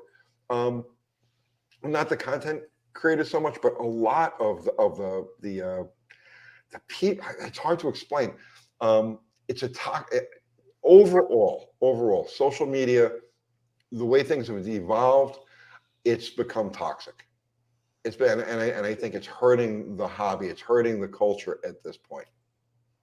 Yeah, it is, and I just, we all walk that double-edged sword because I've gotten to a point like when I race my car on the staging lanes, we're like 5 or 6 cars back in the burnout box. Everyone's like looking at their phones in their cars. I'm like, meanwhile I'm like making sure that is my air pressure good? Okay, and I'm going through my head like, okay, what is the track okay? We gonna launch of that, but whatever. Right. You're in your zone, right? Yeah, I'm in my zone. Like I don't talk to people like when I'm racing my car. I don't come off being like a dick, but I just don't. Like I'm in my zone. Like if I'm next to someone, I say, "Hey man, good luck, have a good race," whatever, and that's it. I'm just like that. Your thing, man. The big problem. Okay, so there's a disconnect. Back in the day, we understood, and when I say back in the day, I mean previous to social media, right? We understood that things took time and that things were a process. So it was normal to start a project and slowly pick away at it and work bugs and so on and so forth over the course of 2, 3, 4, 5 years. This was your car. And you were going to just keep working with it and dealing with it and making little modifications and evolutionary changes and so on and so forth. And you took your improvements in very small increments. It went at 1267, and now I just went at 1259. It's like, you know what I mean? You found this, okay? And it was understood that this was the process, and this was the enjoyable part of the process. This is what you got involved in, and it was looking for those little things here or there that would. And now, because of the immediacy of social media and YouTube videos, right? Because editing is an amazing thing. You could take 10 weeks worth of work and edit it into a half hour, and then present this as here's the finished project. Here's the start. Here's what we did in the middle. Here's the fast forward as we put the bolts in here, right? Blah, blah, blah. And then here we ran it, okay? And it's damaged people who would otherwise enjoy that mechanical process of bonding with their car and trying different things and experimenting. Because to me, and we're all different, okay? But to me, the most rewarding or the most satisfying part of the car hobby is laying in bed, okay, and thinking through what you've done to your car and what happened, and then have that light go off, and it's like, oh, I got it back, the timing back 2 degrees, and up the jets. Or whatever it happens to be. You know what I mean? You have that epiphany in the middle of the night that says, yeah, here's the little change I'm going to try on my car. And you can't wait to wake up in the morning and get out to your car and do this little change. To me, that was the most, it still is to this day, the most satisfying part of the whole hobby. But it's lost because of social media and YouTube and the TV shows and so on and so forth, because that is completely not, see, it's come to just success and failure. Right. And start and finish, and that whole middle ground, which is really where the heart of it all is gone. It's missing. Yeah, it seems like we've lost that learning curve. And I've just got, when I race my car, I'm just like, again, maybe it's my age, but it's like I try not to let the ET slip determine the day I had. It's like, did you make a mistake? Probably. Did you learn from it? Yeah. So what do you know next time? I mean, and I learned years ago, like, here's a common thing, like, we always over rev our engines when we race them. And on a wedge motor, it's like, and I was guilty like the next person. And I remember one year I was trying to get my car, trying to pick it up. I'm like, let me shift this thing at like 5,800 RPM. Let me just try that. Get the car picked up. And I knew better, but like, in my mind, like, oh, I got the bigger cam, I got this. I was going to shift it like 6,200. Like, no. Bump it back. And you learn that way, and I don't think that happens today. Again, I just with the YouTube culture and the whole social media culture. I don't. When I was racing the pure stock Mustang back in that 1 year, 1987, I put hundreds of test passes on that car, and I remember very distinctly when I first started screwing with it, I tried to drive it like the Mopars that I was used to, and that was just nobody home. You're not going anywhere. Like my first ones were like in the 15s because I was trying to launch it like a 4-speed Roadrunner. Okay, and that doesn't work. So then I adapted my driving style to the car, and then just practice launching the car, And then I remember the shift points, and it was you drop 500 RPM on every shift. So your first to second shift is at 5,500, your second and third shift is 5,000, and you go into fourth gear at 4,500. And that's where I got the best results out of the car. And people like, well, just run it out there, run it way past what the cylinder head's capable of. Right. No, keep taking RPM away from it, because let the torque do its thing. Right, exactly. And with these modern cars, like there's a lot of guys older than me, older than you, old school guys, and they come out with their new Challengers, and a lot of them are automatics. And I watch them at the drag strip, and they're like bringing them up on the converter, and they're like going slow. And I come up and talk and go like, hey, what'd you run? He goes, oh, I went like 1258, and the car should be going like 12 O's. I go, can I see your slip? And I look at their 60 foot times, and I go, yeah, do yourself a favor. Don't think you have a B&M J converter in this thing. Watch it off idle, and it's like alien to them. The old school bracket racer. It's like what? Because they were used to like you got bring it up on the converter at like 3,500 RPM. Right, which is how we used to do it. And this is like I'm adapting to the new world too. And so I'm learning to drive new converters, because back in the day when I went right from Mopars and mostly a lot of 4-speed stuff and automatic, some automatics, but mostly 4-speed, to now I come to this modern era. So my history is I did the Mopar thing like as a kid, then did the magazine thing, then says, oh, to hell with all of this stuff. And I went nitro, and I did that for 12, 13 years, whatever it was. And then I was like, no cars at all, screw cars, I'm going with motorcycles. So when I come back into this now, in this latest carnation of my life in YouTube, all of this stuff is new to me. Like I know about converters, I know how they work, but now I have to learn how to drive the new converters, because I'm still back in the 1980s. Yeah. And I tell these guys with the new Challengers and Chargers, I go, when you launch it, when you bring it up at like 3,000 RPM, you have basically sucked up all the flash in that converter. All right, you've got nothing left. So leave it at 1,200 RPM, and guess what? The car picks up 0.2 like immediately. So yeah, and that's a learning curve. And and I've years ago when I started racing the modern cars back in like, gosh, 08, I think, or 07. Like I learned that. I was doing the old school shit. I ran a stock limited car for years, with the turbo action 9-inch converter. And like, they bring the thing up, pump the brakes, bump, set the top bulb, and you just bump it in that second bulb, and that doesn't work with the modern stuff. So you have to adapt. And I try to help people out whenever I can. They probably think I'm being obnoxious, but I don't know. Maybe I can connect with them with my gray hair. It's like, hey, I used to do what you did. Here, do this instead. The car will pick up. Now we're the sage old guys. I know, You know what I mean? It's sit in the back of the bar, and we've got the answer to your question. We've been at this for an hour and a half now. I knew this was going to happen. Time just flies. I don't want to ignore our Take some viewers over here. questions. Yeah, take some questions from the audience. Yeah, what do we got here? The 5-liter had a 150 horsepower on a good day. No, bro, it was well over 240 at the wheel back when we were doing it. Yeah, unless he's talking about like a 1979 tuber version that first came out in the Fox body. I don't know. I ran my car ran 1340 back to back. This was the last 2 runs I made on this car. I ran back to back 1343s at 101 miles an hour at Atco in decent air. It was good air, so good track, good air, and I had tons of practice with the car, and everything just came together. But those were 1343s at 101 miles an hour through the cats with 100% stock parts. I mean, like literally not a single, because I had this rivalry going with Steve Collison from Superstock Magazine. It was before we became friends. We were like frenemies. You know what I'm saying? So, and we really became frenemies because I outdrove him in his own car.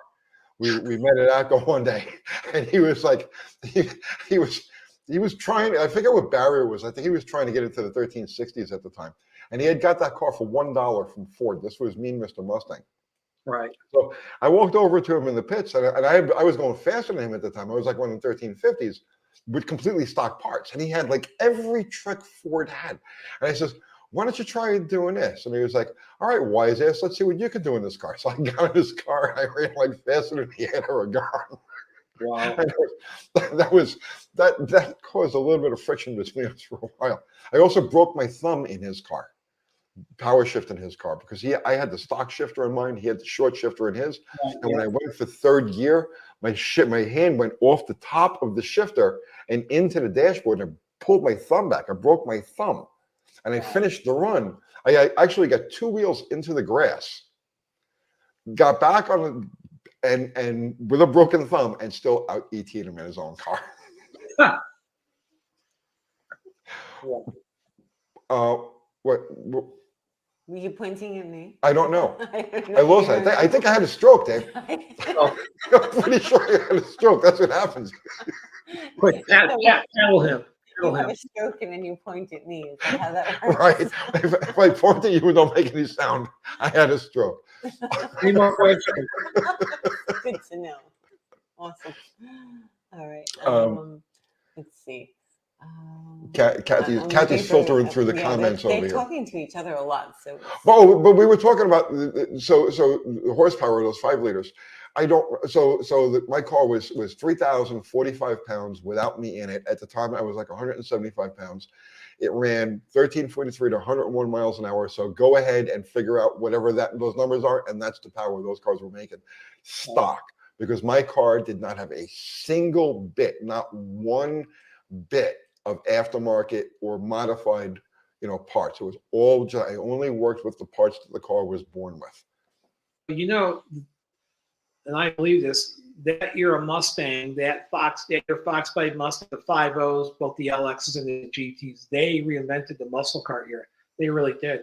So absolutely. Whether you're a Chevy guy, a Mopar guy, Pontiac guy, whatever you are, whatever way you roll, we all need to say thank you to Ford for coming out with the 5-liter Mustang and really giving it, stepping it up in 82, then eventually 83, and just making the car better each year. So we really need to thank Ford for that, and the engineers that, put that car out there. I mean, I had many Mopar guys that refused to buy the front-wheel drive cars from that era and bought 5-liter Mustangs, and they had a blast with them. They were like, Hakim, it's like a 340, like a high compression 340 Duster. Check it out. They love them. So yeah, we have to thank Ford for that. So I remember racing. We were racing down in Liberty State Park in New Jersey. We were street racing out there one night, and it was just a sea of 5-liter Mustangs. It was only 5-liter Mustangs. Yeah. And this was in 87 or 88. It might have been. I don't remember exactly, but yeah, it was like it was just an amazing. It was an amazing time. Like the energy that period, 1986, 87, 88. I remember we had an event called Mustangs versus Grand Nationals, the Grand National versus Mustang shootout at Englishtown. We did it on a Friday night. It was the first Friday night ever that they ran at Englishtown. But I was doing the magazines at the time, and we got them to go ahead and start doing Friday nights for these modern muscle cars. And we did this challenge between the Mopars and the Grand Nationals, because that's what it was on the street. It was the Mopars versus, not the Mopars, the Mustangs rather, versus the Grand Nationals. And I remember walking out of the tower, stepping out of the tower and looking over the staging lanes. And it was a sea of black roofs, because they were all black Grand Nationals and they were all black 5-liter Mustangs. There'd be the occasional like gray roof or white roof that would pop up with the Mustangs, but it was all black. Wow. Always one question there. Do I have thoughts on the Mr. Norm's Coronet? I'm assuming let's talk about the very rare when Mr. Norm put the 426 Street Wedge into a batch of Coronets to I've seen a couple of those. That was like a neat dealer package. Yes.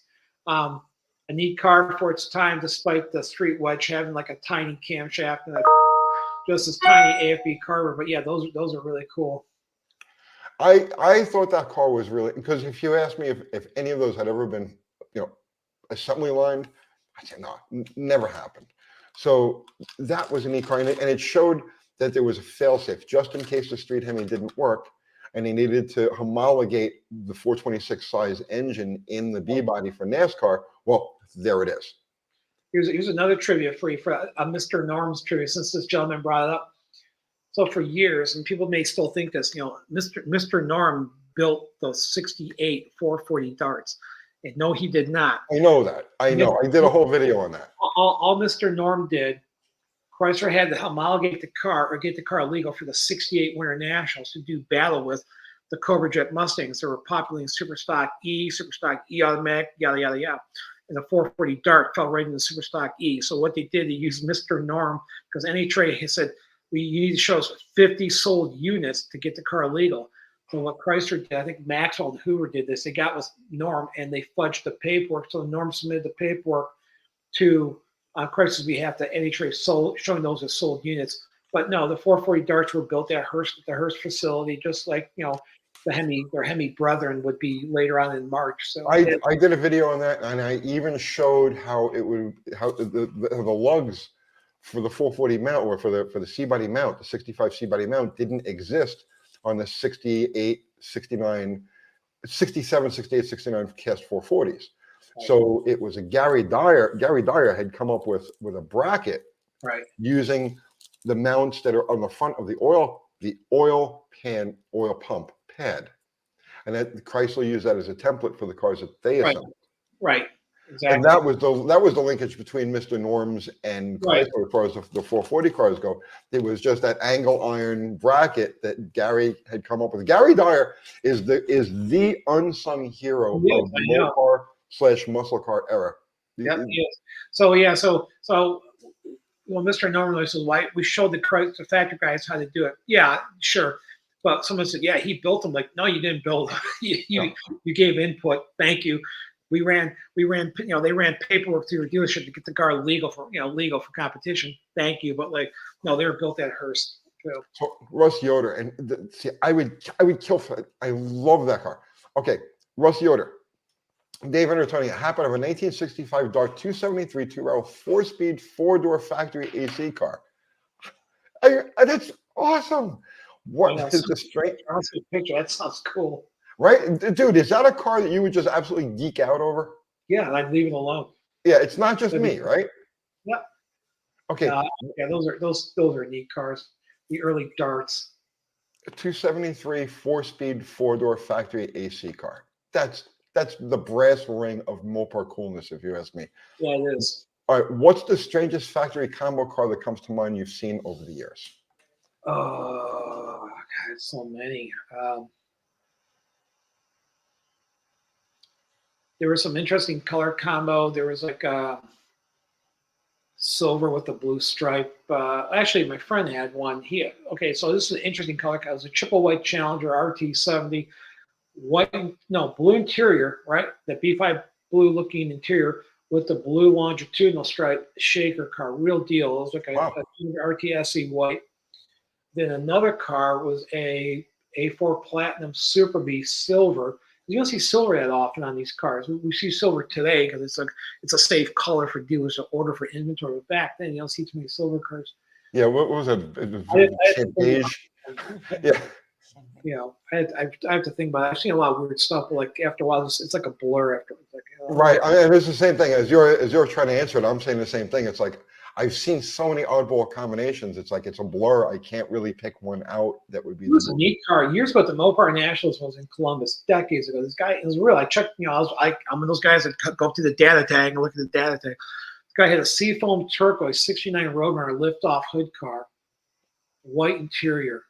So picture, you know, because most of the lift-off hood cars are like R4. They're like, you know, the reddish color. This was the second batch build car because they built this in 2 batches, I guess. And it was seafoam turquoise. It's such a neat car because the color. I love that color. And I always wanted that car. It was like restored. It was nice. There was a guy here in Tennessee when I first moved to Tennessee. And I don't remember who it was specifically, but he had. Well, okay, this was an oddball car, right? It was a 71. It was a 70 Cuda, purple. It had a slant 6. I believe it was a 198 with a pistol grip 4-speed and a 7 1/4 rear.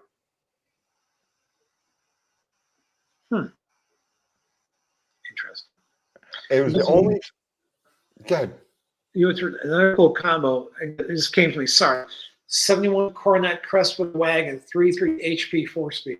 I've seen a couple of those. Neat combo. I just bought one, and I remember we've seen it. This car's been around. I'm sure your viewers have seen this car. The wheels 4-speed, 3.3 HP Coronet Crestwood wagon, 71, and the owner along the way put those vented cop wheels from like a mid-70s top car. Yeah. Like a 73 A body. Like this hood scoop on it. Like, why would you do that? It looks so dumb. I mean, I'm sorry. I know my car can do whatever I want. Okay, fine.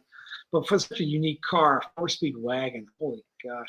Well, a mutual friend of ours had a street wedge 64 Plymouth Fury 4-door street wedge 4-speed car. Who was that? Chris. Oh, okay. Yeah, Chris had that. And he also has, he has a 64 Dodge 4-door 4-speed street wedge, and they're just neat cars. I mean, the poor street wedge doesn't get the respect it deserves because it's got, you know, the log exhaust manifold, it's got the tiny camshaft, it's got the, you know, the 600 tiny Carter AFB carburetor, but it's a neat engine. I really appreciate that engine. Dad LeBreton. Any hack job stories on your cars to get home for a quick pass on the track that worked for that moment? Well, I remember one time I had a battery strap when I was so poor. My battery hold down had rusted through, and the tech inspection track wouldn't let me run. It was Detroit Dragway. It's like in the late 70s, early 80s. So I undid my belt. And I belted the battery around like the existing bracket, and I said, "How's that?" He goes, "Yeah, I'll let you run." You know, I'm like how the hold down bracket was on old Mopars. I had to use my belt. That's one of my hacks in my 14-second car. my ultimate hack was actually getting home from the track.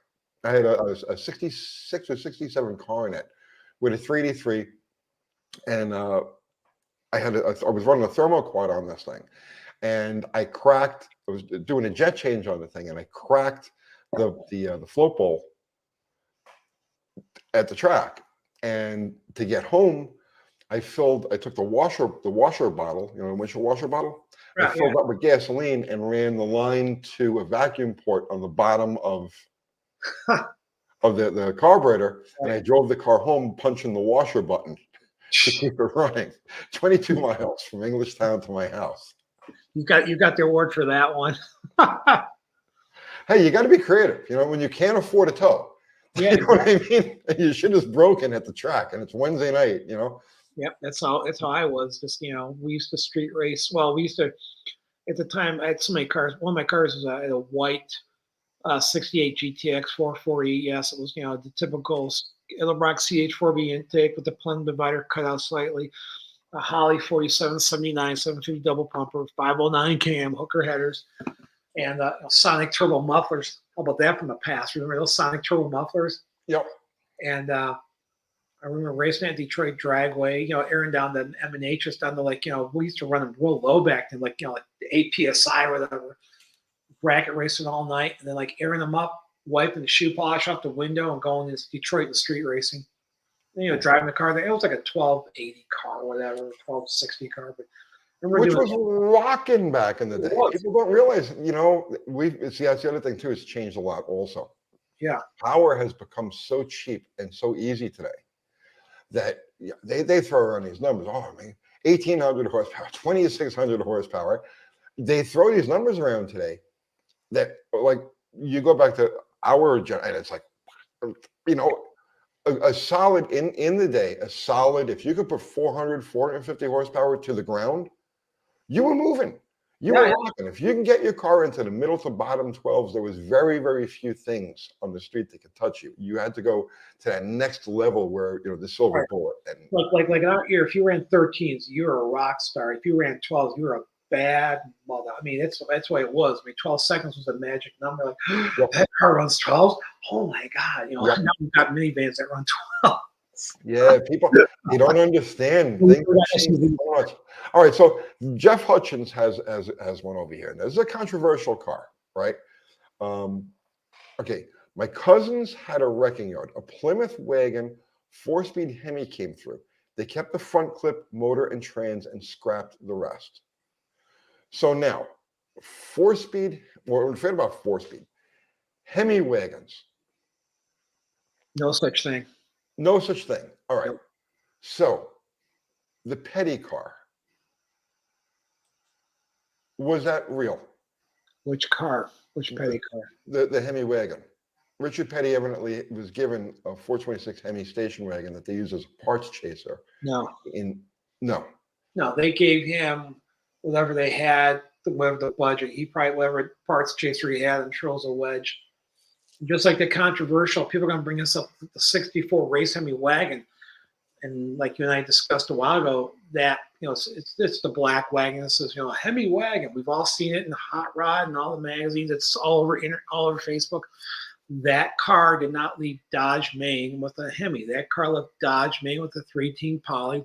And then, Cutler, who was head of, I think, Mopar Parts and Service at the time or whatever, he had them convert it to the aluminum sheet metal cross-ram Hemi, all stuff, and they ran it in BFX or modified production because it was not a legal super stocker. Now there's one car out there that's it's still being campaigned as a race car, and off the top of my head, I cannot remember who was the wacky Hemi. Yes. Yeah. So what's the story with that? Because they claim that that's a real car. So no, it's not. So what Chrysler did in their infinite wisdom, they played the game. And the game was, we will submit specs to NHRA of cars engine and body combinations will probably never build, but just to, put in certain classes. And one of them, and it's in the books, they submit. So technically for NHRA, if you go on NHRAracer.com, go through the stock car classification guide, go to 1966 or 1967, pull up Plymouth or Dodge, and they list a street Hemi as a legal engine package for that car for stock eliminator. And it puts a car like D-stock automatic at some insane weight of like 4,100 pounds. So expect to break axles with that one. But they never built them. They just, they would submit the specs, and the NHRA may or may not require them to show proof of that. It's a really touchy subject with that, but they never built them. They're listed right in the classification guide, but doesn't mean they built them. Just like in the 90s or 2000s, someone submitted the single 4-wheel NASCAR Hemi as a legal stock and super stock package. I'm like, what? And they give it like aluminum front end if it's a 64, and they give it fresh air, but it's a single 4-wheel package. Like, what the hell is that? So that was someone at Mopar being creative. When I know who it was, I'm not going to name names, being creative with NHRA. Right. Is it right? Is it right? Is it wrong? I don't know. Again, like you and I talked, like I'm, I know you want to fight for every advantage you can, but like it comes a point, like really, but whatever. All right, so I'm gonna have you help me research on something, okay? Because I'm working on a video, in my head, working on this video. My favorite cars, I'm sure you love these things too. 66 Hemi sedans, right? Dodge or Plymouth. Dodge and Plymouth doesn't make a difference. A poster or hardtop. The Post, the sedans. Ah, the cheapy one. Okay, yeah. Yeah. The Plymouth Deluxe. No, Or the Coronet Deluxe. What's Belvedere one? Yes. Belvedere 1. Right. Okay. So regular production option in 66, plenty of them built, right? 67. Now, 67, you had the Hemi was in the RT and the GTX, the RO and WO cars. But were there a handful of sedans built? Yes. There were. I got the paper. I got the letter that Chrysler sent to the dealers. Really? Yeah, we need to schedule another call. I'll bring I've got the paperwork is right in my basement. I got the paper that Chrysler Plymouth sent to the dealer saying like if you have seriously, so like if you have a customer who's a drag racing fan, even though the Hemi option states for GTX, it's for Chrysler Plymouth dealers, the 426 Street Hemi, again 1967, can be ordered in the Belvedere 1, Belvedere 2, and Satellite line under special request. Okay, well, I've come across. I've got that paperwork. Yes. I've come across 67 Hemi satellites, a few of them. Right. I even drove one.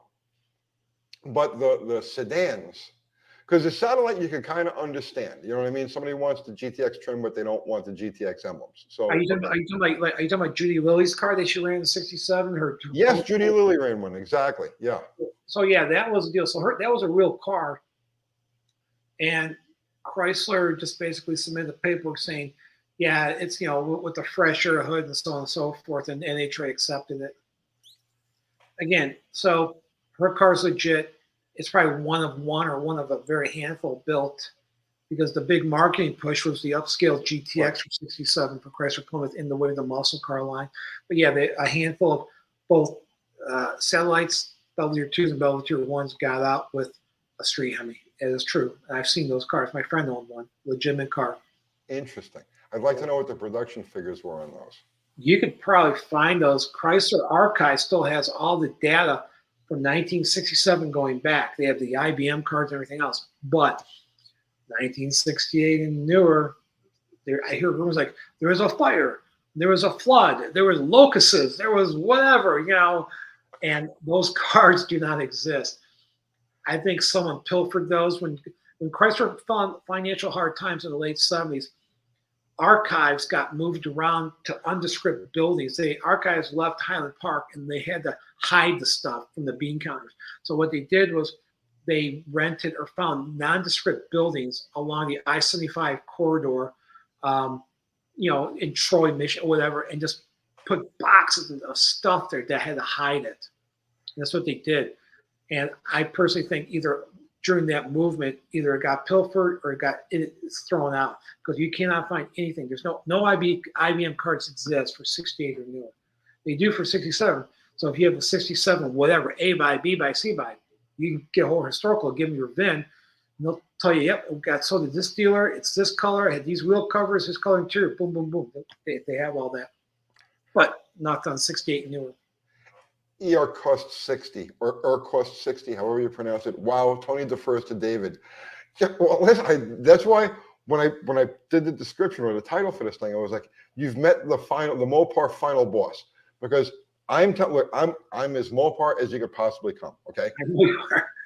And I can't hold a candle to what this guy, because he comes from a completely different place. This is a guy that grew up, who lived in that culture and knew all of these people that we talk about, right? He knew them. He had lunch with them. He ate with them. He worked with them. He hung out with them. So this is a guy who as David is as close to living Mopar history from that era without actually having been there as you're going to find. And like, there's lots of people out there who are Mopar experts, okay, and they can tell you, yeah, well, this combination and this combination and this tape stripe goes here and this thing does that. But no. That's just silliness, okay? David is in the heart of Mopar. Like, this is priceless. What's in his head, if you're a Mopar person, what's in his head is absolutely priceless. And yet he's one of the very few people in this industry. He might be the only one, okay? I got to be honest. He might be the only one that if he says something, I shut up and I listen, And that's why when we started this this video. He says, if you're the smartest guy in the room, you're in the wrong room, right? Well, right there is the smartest guy in the room, and I have no problem, saying that. All I can tell you, like, I read your stuff in the 80s, and you were very, very influential to a lot of people in the hobby. I mean, you really were, and you were very good for the hobby. And I told you that earlier in this podcast. I personally referred to your story, and took the magazine into corporate meeting rooms. I'm like, see this? We need to connect. This is our whatever. This is real. And there you were by your Roadrunner. Do you have a copy of that? Do you have a copy of that Cars Illustrated? The $12.99 for $12.99. Oh, I don't know. I think it's the one with the Mustang on the cover. Hang on, I think I want to show the if she has it. But that story, and like I'm a writer also, and we write our stories. We put our guts, our blood, and sweat in our stories, but we don't really realize or grasp the impact they have. We really don't. I don't know if you ever realized that, but the impact that story and other stories you had, upon the Mopar community, it was huge, man. It was massive. Well, just getting the first Mopar title out on the newsstand was impossible, and I had to leverage a lot to get it out there because I wanted to write for you guys back in the day, and a certain person you and I discussed earlier wouldn't give me a job.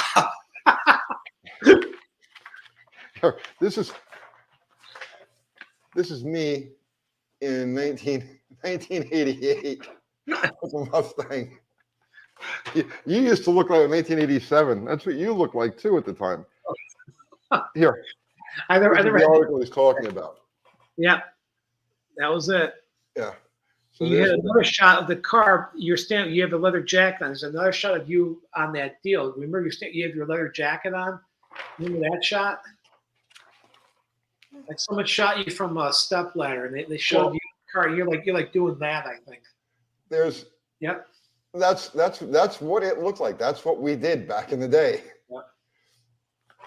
Those were some really cool times. That was at the track, by the way. This wasn't even in the driveway. That was at the track. That was Englishtown, wasn't it? Which track was that? Englishtown? That was probably Englishtown. Yeah, there's a picture of it here at Englishtown. And then there's a guy who pops up on our lives, C. Roma. He'll pop up. I don't know if he's here tonight or not. He's usually in our lives. I haven't seen him tonight. But so that's me in the far lane in that $12.99 Roadrunner. And in the near lane there is Charlie. If you ever see the guy pop up, C. Roma, well, that's his 440 Dart Sport. Yeah, I can see the headers, the fender wall headers on in the near lane. Yeah, and he was another one. He was not going to I pissed off. He was trying to get the car into the 12 in the worst way. He kept running the car, and he was like just bouncing off it, like 1309, 1306, right? And he was just bouncing off it. So I walked over to him one night in the station and I says, "Can I take a crack at it?" He says, "Yeah, go ahead," right? Like, go ahead, you're gonna fall in your face. 1285, boom, just like that. Nice. But yeah, that was Charlie's car. It was getting the first issue of Mopar, High Performance Mopar out was. I cannot begin to tell you. I was writing for Cars Illustrated, High Performance Pontiac, Vet, and Muscle Car, and I was banging out stories as fast as I could, just banging them out. And the company was relying on me for content because I was like a content factory. The same way I bang out YouTube videos, pum, pum, pum. I did the same thing with magazine stories, only I did more magazine stories than I did YouTube videos. So I had leverage in that effect. And I was a 26-year-old punk, 25-year-old punk. I mean, like literally punk. I was a New York City street rat, right? The way I look right now, the way my hands look right now is what I looked like when I was doing the magazines. I was filthy, right? Always working on cars. But they needed me because I was a content factory. So I wanted to do a Mopar only magazine. And I was up against Joe Oldham. You know who Joe Oldham is? Sure do. Of course you do. And Joe was very anti-Mopar. And Cliff Gromer, you know who Cliff Gromer is. Cliff was Cliff ironically has been the editor of Mopar Action magazine for the last 35 years. I started that magazine. I know. Cliff was also very anti-Mopar. So I was up against this anti-Mopar establishment. So I more or less went on strike. And I was like, I stopped writing for everything unless we can do one issue or one shot of high performance Mopar. They called my bluff. I went on strike. I stopped producing material. And then Cliff was like, okay, you want to do this magazine? Fine. But it's gonna. I think Joe Oldham's exact words were, "You'd be lucky if a boy and his dog buy this magazine." It was a hit. We put that book out. It's outsold every other title we had. Yeah, when I was younger, we would read the Mopar books that you guys put out because there was no coverage in hot rod or car crap. Right. We would get hot rod car. We would look at the articles from the 60s and early 70s when there was a lot when they were featuring new muscle cars. That's what we used those for as a reference material. But for like what was going on, you guys were the renegades, and hot rod was like you said, hey, look, we're going to do a Pro Street Pontiac J2000, blah blah blah. Car Craft Street Machine Nationals, Decoyne, Illinois, and all that shit. We're like, it was horrible, bro. It was. We're like yawn, that was a. But yeah, the hardcore Mopar guys, we all read your book. We loved your books. It was a grim period. It was a really grim period, and we got lucky. I was in the right place at the right time, surrounded by the right people, and we got lucky. And look what we have 40 years later, bro. Could you imagine? Could you go back to that? Could you go back to like 1985 and imagine what we had going then, and our little obscure corner of the universe, and look at what it's turned into? Yeah. I thought would take my, at the time I had 68 Cornet RT with bald tires and crappy drum brakes. I thought I would ball that thing up in a street racing accident gone bad. That's why I predicted for myself. I would cross the finish line first. Like a weird epiphany I had. But no, I survived and had a good career. And now I'm just gonna chill out and race my cars and play with cars. I still get paid to work. I still get paid to be a part of the car culture and the car community. I'm very honored to do that. We're going to get you doing YouTube now. Yeah. Also, so wait, before we go any further, because my ADD is like right. Okay. That's you it. You remember we were talking about? Yep. The guy that came with me to Detroit. That's Billy's car. Yeah, I remember that car. That was Billy's car. At first, we're like, oh, it's a coupe. It's ugly. Fastbacks are cooler. But then, no, it's a coupe. It's lighter. It's even badder looking. So this was my Mustang. So it's funny too, because I'm doing burnouts in that car and that car on the cover. And the night that we took this picture, this car handed me my ass with that car. And that was one of the things that made me determined to make the thing fast. Right. I didn't want to get crushed by a 440 Barracuda with exhaust manifolds. Yeah. Dude, we're at 2 hours and 2 minutes, and we have to wrap this thing up. Well, thank you. you. Are you going to start doing a freaking YouTube channel? As soon as I get some support here. So I am your support. What can I do to help? So anyone in the Detroit area that can operate a camera, let me know. I'll come up with a content calendar. We'll go for a road trip. I need someone to operate the phone or the camera and say, here, come with me. So, I am going to come to Detroit. And I'm going to bring a GoPro, and I'm going to teach you how to use this thing and make your own videos. All right, I'll take you to the plants. I'll take you what's left of Dodge, Maine. I'll show you the old plants. We'll go. But anyway, before I forget, thank you for having me. Thank you to all your fans that listen to me ramble on. Viewers, so, not fans, they're viewers. Sorry, the viewers. I'm sorry, the viewers. Thank you.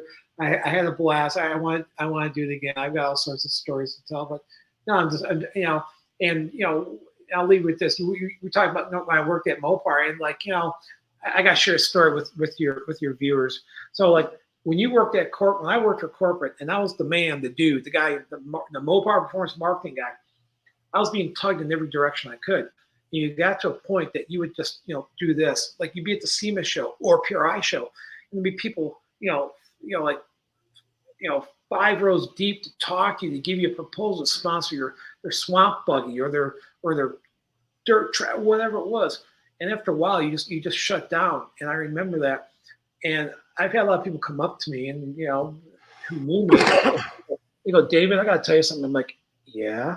When you worked at Mopar? I'm like, yeah. I goes, you're like a real asshole. I'm like, oh, dude, I'm sorry.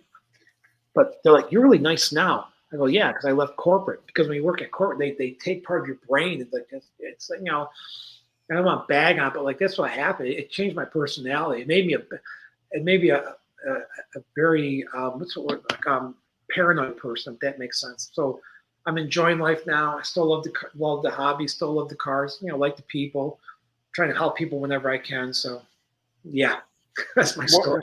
One of the things about being our age, right, is that, and I've said this for years, and it applies in a lot of different ways. But if you could survive like the era of parenthood, you know what I'm saying? If you can get through your 30s in your 40s intact with like your personality intact, you then get the ticket to be the eternal teenager if you choose to take it. Yeah. You know what I'm saying? And that's what it is. See, both of us managed to survive with our basic personalities and our basic interests and everything intact. And here we are, and we're in our 60s, and it's like you get to be a teenager again. And that's what I'm doing with this stuff. I'm being a teenager, you know. I've been the fountain of youth. And I have two sons. One's 21, one's 17. And when they were getting their license, I taught them both how to do a burnout. Right. Both of them doing a burnout, you know, and so I have that dubious honor. So anyway. All right. So just real quick, an update on Steve, because I know we did the video yesterday, and I was in touch with a member of the family, his immediate family today, somebody who we weren't even aware of, but they reached out to me. And so everything I said in that video yesterday is accurate. And everything else is completely unknown, right? They're working on it. So there are no answers, and there is no timeline or anything like that. But as that information becomes available to me, and she told me that she's got my number, she's going to text me as soon as she knows anything, or more importantly, as soon as she knows any way that we can help, directly, indirectly, whatever, she will let me know. I will pass it on to you, because that's how we started talking again. Now we're both concerned about Steve. So that's the update with that. But I have talked now directly to the family, and unfortunately, and she was like, she told, you know, there's no answers. There's just no answers. There's no prognosis. There's no nothing. They're still working on it. So that's the update on Steve. Yeah, and I hope Steve, I mean, he and I spent a lot of time together doing marketing programs for Dodge. And I met Steve way back when he lived in California. He had a house in El Monte, and, you know, he had that Hemi Dart, which is, you know, we went out street racing. I hope he's okay. He's a good dude, and I just pray for him, man. You know, so hopefully he'll pull through this. All right, guys. So our mods, Ari, Fubar Zero, guys, thank you so much. All of our regular viewers, thanks for coming out and hanging out. I'm sorry if we didn't get to as many of the questions or the comments as because I try to, when we do these things, I try to incorporate, I try to keep, you know, the viewers involved in it. You know, so I don't want it to be like a, you know what I'm saying? I try to make it a give and take thing, that we're all, and the same thing would happen when we do our lives with Steve. We would go on for a couple of hours, and it's like, uh-oh, we forgot the audience. Right? So I apologize to anybody who feels that we might have shorted you. We will definitely get together. We will do another live, but I want to introduce Dave to you guys and show him, look, the YouTube audience doesn't bite. They love you, right? And we need to have you doing this. You need to stake your claim as the Mopar God. Well, I'll stake about you. We will all about you. I don't know if I'll be the Mopar guy, but I'll do what I can. All right. Well, thank you so much for having me. And you know, prayers for Steve. Steve, we're thinking about you, buddy. And you know, look forward to talking to you again. All right, guys. I'm going to pull the plug. Thank you all. All right. Take care. Bye-bye.